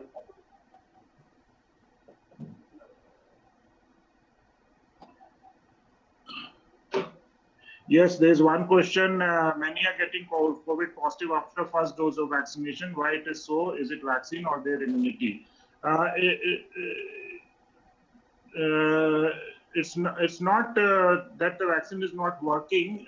It's again like Dr. Professor Das showed one slide and he explained that okay, how much is the inoculum, that how much infection you are getting. So if it is a very high dose, then they are not in a research paper or not in a peer-reviewed journal, but in the newspaper there are reports that okay, these many were vaccinated and these many got the disease out of it. But the good point is that out of those, only very less percentage of people ended up in ICUs. They were all they had a 2-3 days fever and then they coped up with the infection. So if you are vaccinated, then even if with the first dose the disease is not setting in, infection might be there because maybe you are getting a very high dose of inoculum to start with. Thank you, sir. Thank you for your valuable knowledge. Now we move to our next speaker, Dr. Ravi Kriti, sir, who will be speaking on prevention and treatment strategies. Dr. Ravi Kriti has led the Department of General Medicine, AIIMS Patna, since its inception. He is an enthusiastic teacher and is credited with introducing newer methods of assessments in undergraduate and postgraduate medical education. He is passionate about patient safety and has maximum expertise in treatment of COVID-19 patients since the pandemic has started. He has many research papers in various pioneer journals. So I welcome you. Please share the screen. Thank you for that kind introduction. I'm not very well myself, so please bear with my voice.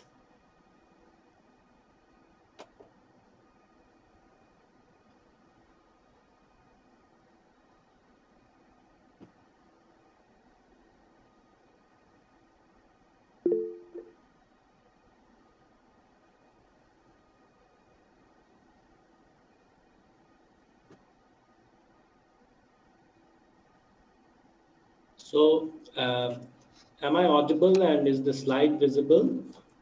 Yes, sir. Okay, thank you. So, we are well into the pandemic now, as you all know. Just a quick reminder that a lot of the COVID or coronavirus infection or the novel coronavirus infection actually just presents as common cold. And some of the viruses that cause common cold are these rhinoviruses, coronaviruses, adenoviruses, influenza A and B, parainfluenza.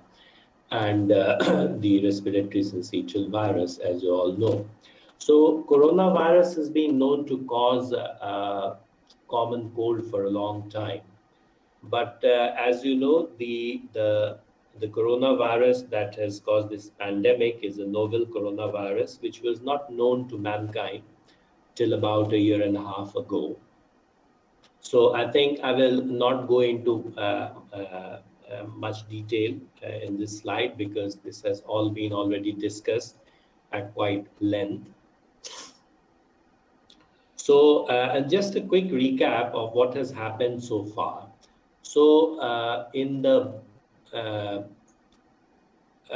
city of Wuhan, in the Hubei province of China, in late 2019, they saw a cluster of pneumonia patients, which started to spread very fast, and it spread throughout China within a very short period of time. And since then, it has gone to the rest of the world, especially Western Europe, America, and from there on it has traveled to the rest of the world. And now many countries are seeing second wave, third wave, etc. We are in the midst of the second wave, as you all know, and this has been nastier than the first wave. So, if we are to talk about prevention, we need to understand how the transmission takes place. So initially there was some association with the seafood market in China, and it is assumed that somehow this virus, which was present in the animal population, probably bats, jumped to humans, and then there was human to human transmission subsequently.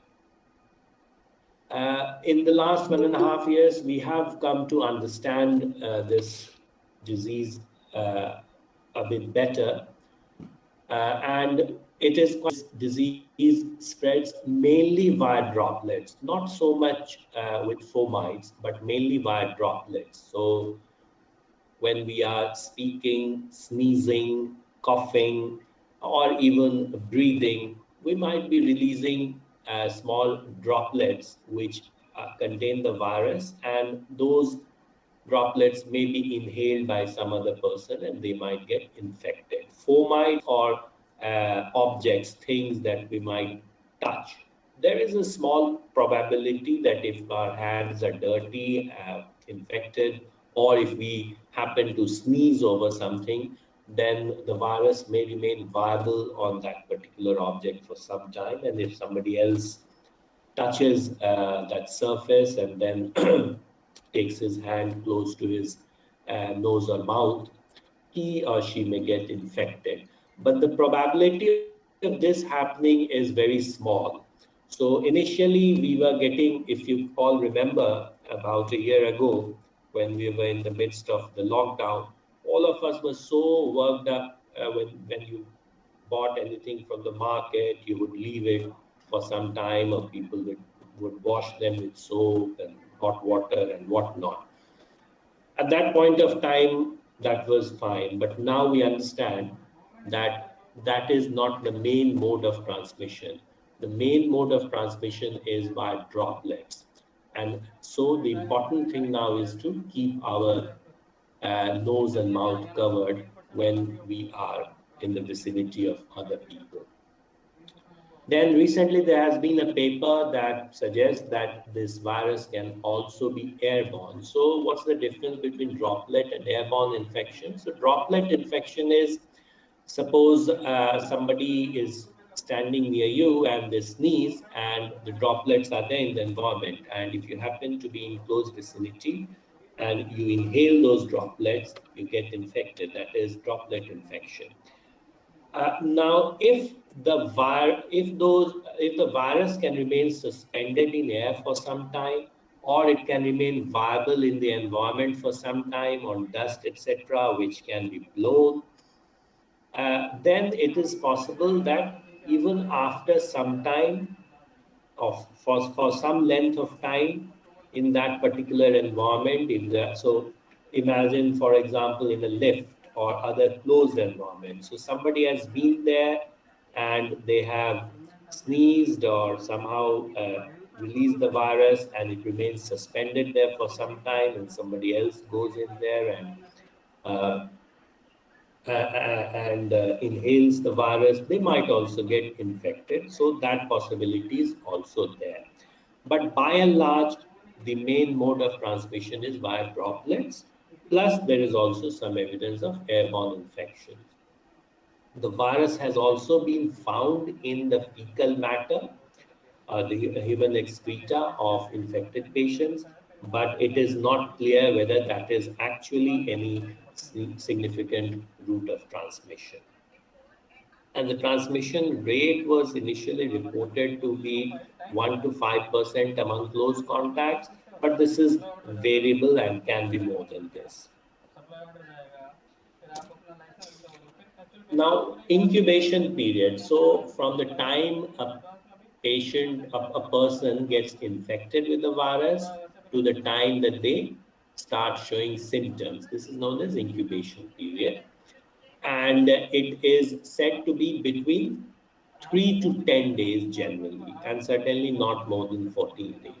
So incubation period is considered to be between 3 to 10 days, and the median length is 5 days.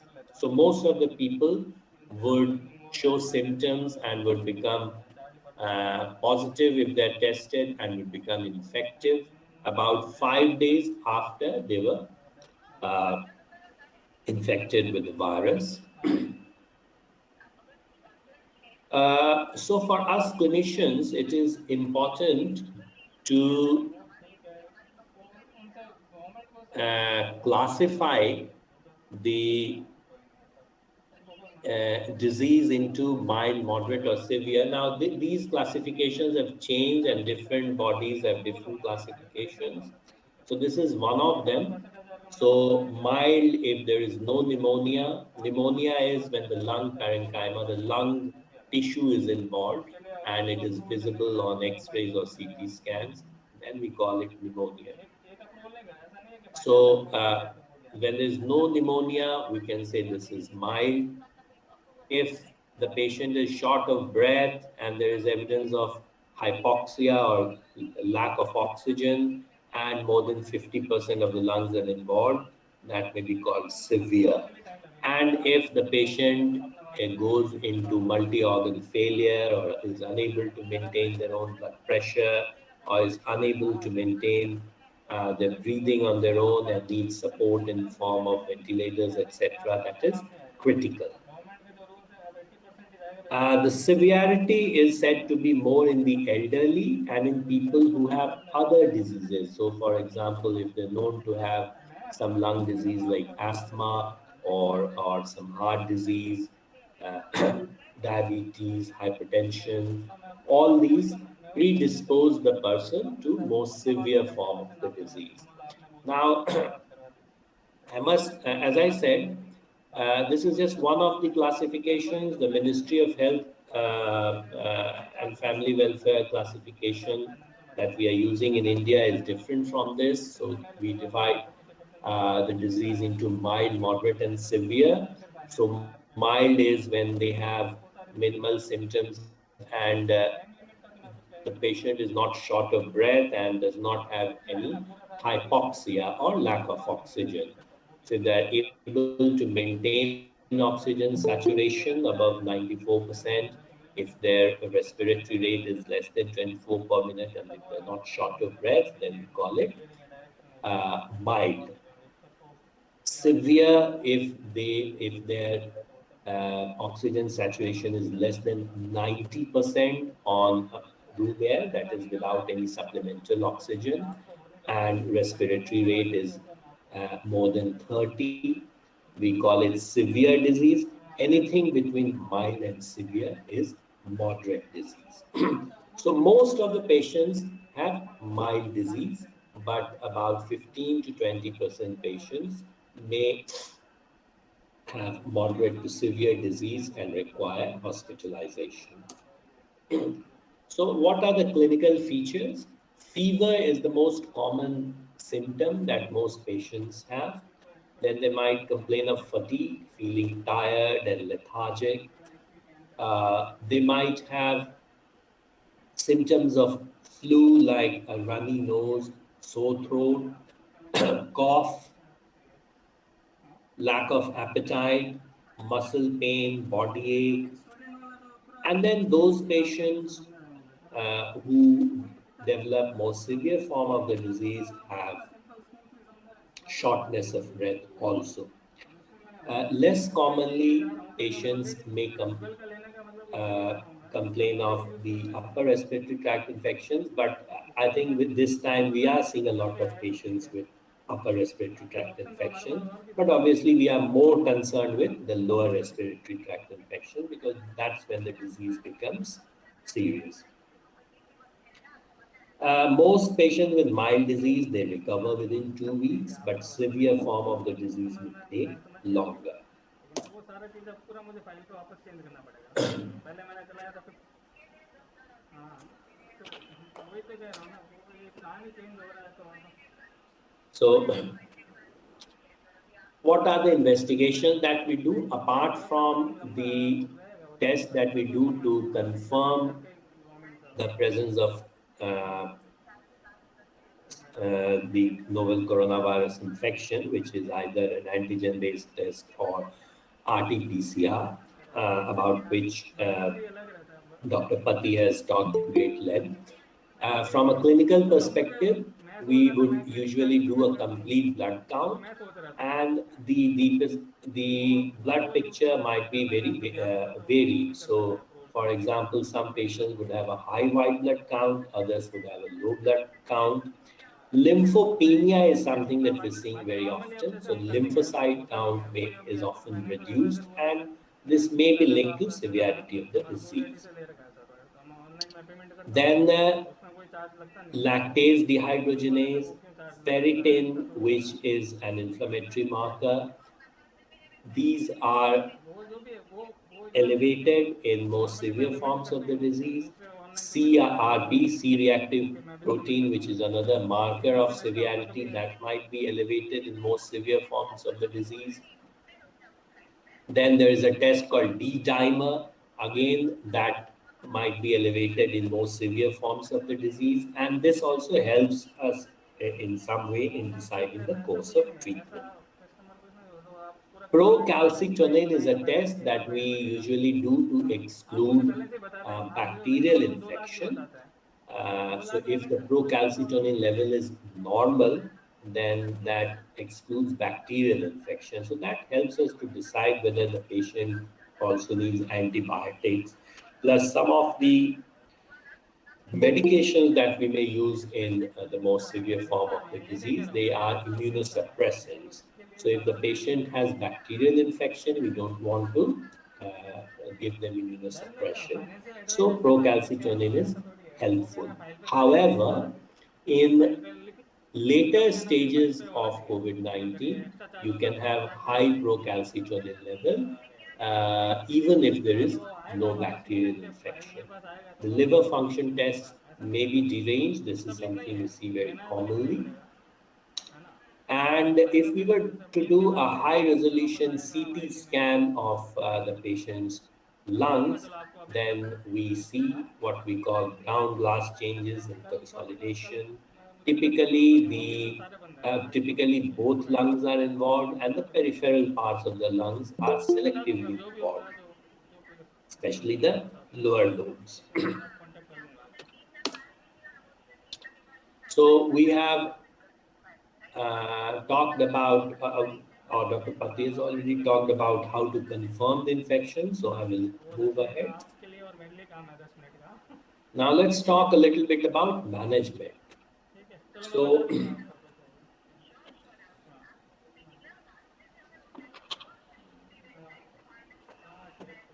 as I said, most patients are mild cases, vast majority, about 80%, and they can be managed at home. So those patients who do not require supplemental oxygen, who are not breathless, who can maintain an oxygen saturation level of more than 94%, without any supplemental oxygen, those patients can be managed at home. And the treatment is mainly symptomatic in these patients. So, for example, if they have fever or they have sore throat, any pain, body ache, we would give them paracetamol to relieve their symptoms.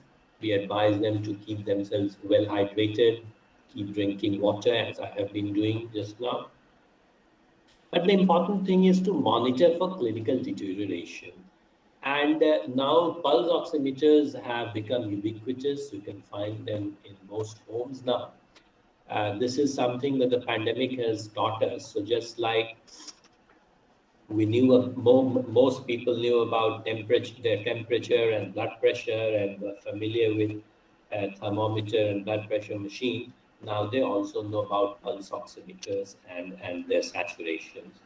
So we generally encourage people to monitor their oxygen saturation, and if it is dropping below 95, that's the time when they should come to a hospital.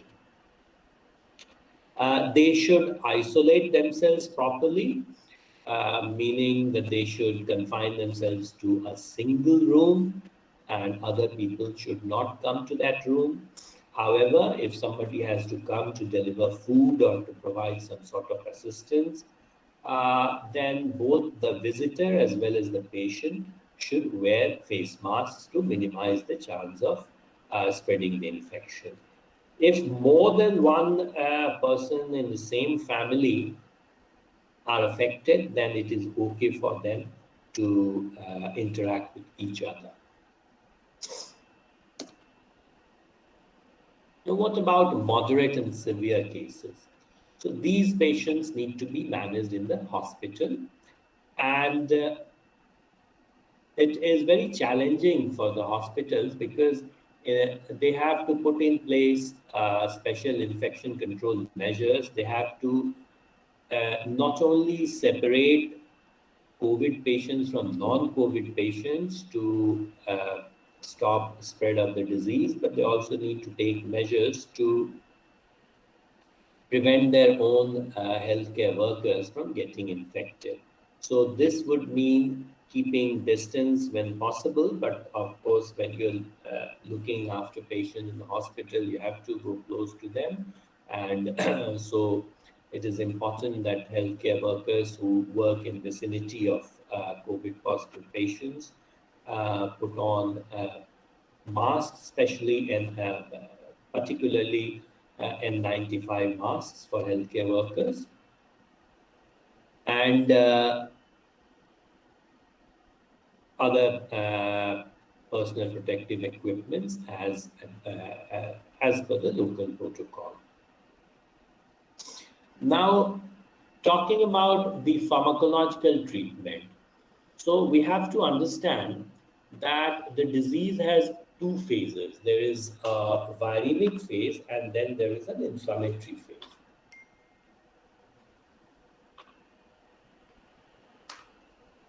So from the onset of symptoms, first 5 to 7 days is the viremic phase when the virus is multiplying inside the body.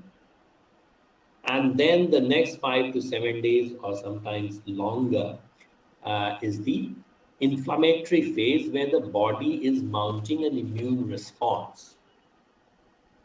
And sometimes this immune response is the problem because the immune response causes more damage than good sometimes if it causes a lot of inflammation.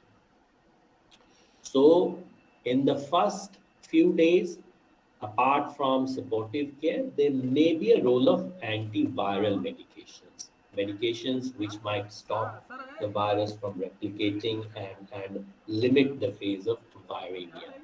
So what do we have as antivirals? So several medicines have been tried starting from hydroxychloroquine, doxycycline, azithromycin, and so on. Nothing has been proven to actually be helpful. There is some evidence for the much talked about drug called remdesivir. So what does remdesivir do? So the solidarity trial that was conducted by the WHO, they concluded that there is no benefit in mortality. It doesn't prevent deaths, and so there is no point using this drug. And so WHO do not recommend this drug. Then there was another trial, which was a multicentric trial again, ACAP1. They concluded that it shortens the length of stay in the hospital. So probably it helps in getting the patient discharged from the hospital a little earlier. That's all it found. However, on a subgroup analysis, they noted that there might be some mortality benefit in patients who were on oxygen but not on ventilators. So patients who go on oxygen but not on. So probably because by the time they're on a ventilator, it's already too late. The patient is out of the viremic phase. But some patients who are on oxygen, they might still be in the viremic phase probably, and that's why if we use this medication in those patients, it might be helpful. But the overall evidence is dubious. So when do we discharge these patients? So sorry, this has changed. I must correct myself. This is an old slide. So what we do now is that the patient should be at least 10. So just ignore what's written on the slide. The patient should have completed 10 days from the onset of symptoms and should not have had fever for at least 3 days and should not have had required oxygen for the last 4 days. That is the criteria for discharging the patient, and usually there is no need to repeat the RT-PCR test because usually by this time the patient is not infective and the RT-PCR might remain positive for long periods of time because the remnants of the dead virus might contain detectable RNA. So usually a repeat testing is not required if the patient has been asymptomatic or has not been febrile for 3 days and not required oxygen for 4 days, and they must have completed 10 days from the onset of symptoms, then those patients can usually be discharged or can be said to have recovered from the disease. Obviously, with the current amount of pressure on our healthcare facilities, we might have to relax our discharge criteria a little bit, and even if they have not required oxygen for shorter periods, or even if they're having low-grade fever, if they're otherwise well, they may be discharged with appropriate advice to come back if they have any concerns. Now, that was about treatment. Now, talking about the prevention. So, in a healthcare facility, for example, in a hospital, it is important to separate COVID patients from other patients. And the challenge lies in with those patients who are not yet found to be positive for COVID, but who have signs and symptoms. And those patients should also be probably kept in a separate area, neither in a COVID area nor in a non-COVID area, but a suspected COVID area, so that they can be kept there and tested. And if they're positive, they go to COVID area. Otherwise, they can come to a non-COVID area. Use of face mask is important, especially in waiting areas, OPDs, etc., where you have many people waiting, and proper distancing is important.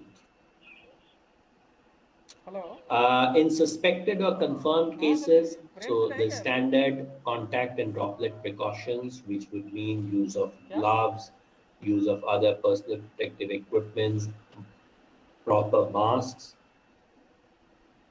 and airborne precautions when we do a procedure which might produce aerosols. So things like intubation, non-invasive ventilation, tracheostomy, cardiopulmonary resuscitation, manual ventilation, bronchoscopy. These procedures can release aerosols in the environment and put the healthcare workers at risk. So it is very important that proper personal protective equipment are worn during these procedures, and all the healthcare professionals in that area have proper masks, N95 masks, and the routine cleaning and disinfection that should be uh, uh, part of any hospital's infection control protocol. They have to be followed. Hand hygiene, again, the importance cannot be overemphasized, both in healthcare facility as well as for the general public. We need to have proper systems for safe disposal of biomedical waste. Cough etiquette has to be promoted and encouraged in healthcare professionals as well as in the general public. And we have talked about other personal protective equipment like gloves, gown, and eye protection in high risk areas. Usually, these have become standard now in any area that is looking after COVID positive patients. Uh, Now, as we said, these patients should be managed in separate areas. They should have gloves. The healthcare workers should wear gloves. Uh, if they are nursing them, patient has diarrhea, etc., then gown. As far as possible, they should have dedicated equipment and or any equipment that is not single-use equipment. Then these patients should have dedicated equipment for them. And during transportation, it is important to maintain proper precautions, especially masking of the patient is important during transportation from one area to the other. I think this is again some repetition. So droplet precautions, again, keeping these patients either in private room or keeping all the positive patients in one area, that is cohorting, use of gloves, and definitely when we are within 3 feet from the patient, mask is important. But I think now the importance of mask cannot be overemphasized. Close to any patient, one has to have masks, and all healthcare workers should have N95 masks. No plus minus to that. And definitely masking of the patient during transportation. Again, airborne precautions. So preferably these patients should be kept in negative pressure rooms, and the exhaust should be discharged outdoors or pass through HEPA filters. And we have already talked about N95 masks. And we should try to minimize transports. So there's no need to take patients from one area to the other or do unnecessary investigations, CT scans, etc., where the patient has to be transported so many times. And as I said, patients should have their masks on during transport. Now, talking about prevention in the community. So masks, and masks. Uh, the single most important thing, apart from vaccination, that can prevent the spread of this infection are the masks. And we have to sensitize everyone to use masks when they are in the vicinity of other people. So we should advise people that if they're outside their home with anyone who is not from their own immediate family, then they must wear masks. And if anyone is sick in the family, then also it is important that within the home also people should wear masks. Hand hygiene, again, uh, this is well known. So we usually advise that if they touch surfaces outside their home, it is important that they come back and wash their hands. And it is important not to be touching their nose and mouth if they have touched surfaces outside their home. Fortunately, mask also prevents people from touching their nose and mouth so long as they are keeping the mask on effectively. Cough etiquettes have to be encouraged.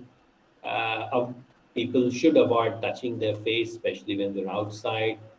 We have already stopped handshakes and any physical contact outside our homes now, most of us. It's so important not to go in crowded areas, especially indoors. So while we are in the middle of the pandemic, we have to encourage everyone that they should stop socializing, not host or go to birthday parties and those sorts of uh, activities. Keep distance at least 2 meters.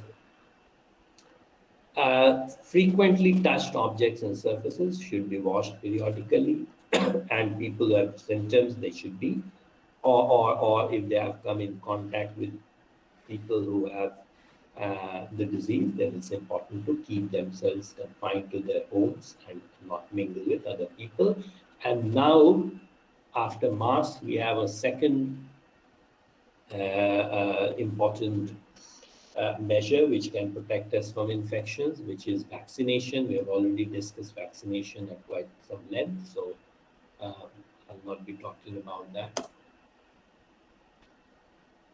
We know the importance of travel restrictions. Unfortunately, they can't carry on for a long period of time, but all these trains, they keep moving from one area to the other only because there is so much of global traffic these days. And screening at entry that is being practiced by many countries. So when people come from abroad, they're usually tested. Sometimes there are provisions to quarantine them for a length of time and then retest them.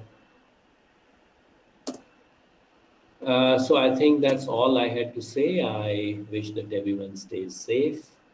Thank you. Thank you, sir. Thank you for your valuable knowledge. We are open for questions. Any question?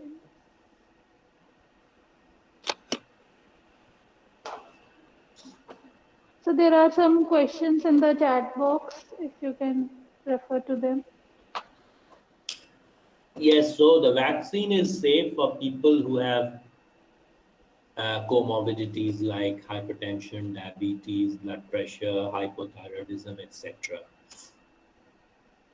These these are the people who are at higher risk from the disease, and it is important to encourage them to get vaccinated when it's their turn. Thank you. Thank you to all the eminent speakers for sharing their knowledge and experience with all of us. And I hope this virtual symposium has helped all of us to enhance the knowledge and better understanding about the virus and the disease. And now I invite Dr. Banna ma'am, Assistant Professor, Department of Biochemistry, AIIMS Patna, for giving vote of thanks. Ma'am. Thank you, Soma. A very good afternoon to all. It will be my immense pleasure to appreciate and thanks to all those who took part in the celebration of this World Immunology Day. It is for the first time that AIIMS Patna has taken the initiative to celebrate this day under the aegis of Indian Immunology Society. In this tough time of COVID pandemic, organizing a virtual symposium on this topic that is related to COVID was a need of an hour, and efforts made by Biochemistry Department deserves a big thanks. Our Honorable Director, Sir, Dr. P.K. Singh, Sir, has always been very supportive and encouraging in organizing this type of event. We really appreciate him and thank him from the deep core of our heart that he spared his valuable time for this event. Thank you, sir. Thank you once again.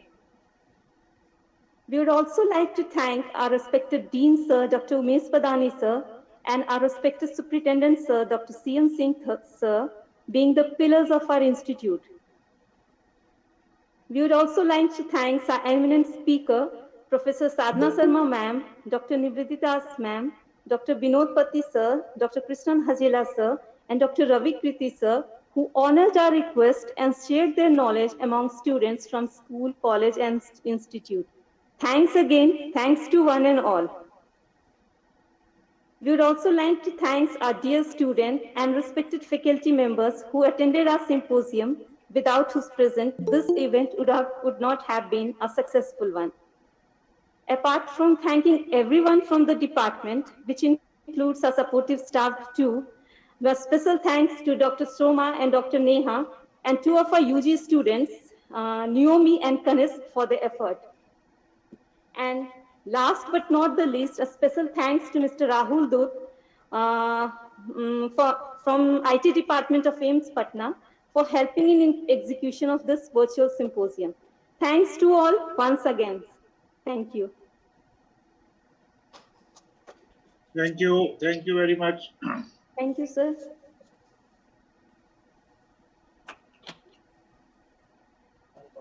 Thank you, Dr. Hajela. Thank you so much. Dr. Das, thank you, Dr. Ravi Kirti and Dr. Binod Patti. Thanks again for a wonderful talk.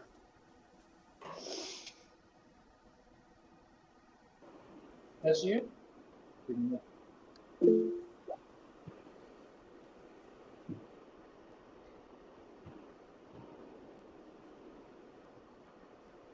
Every order,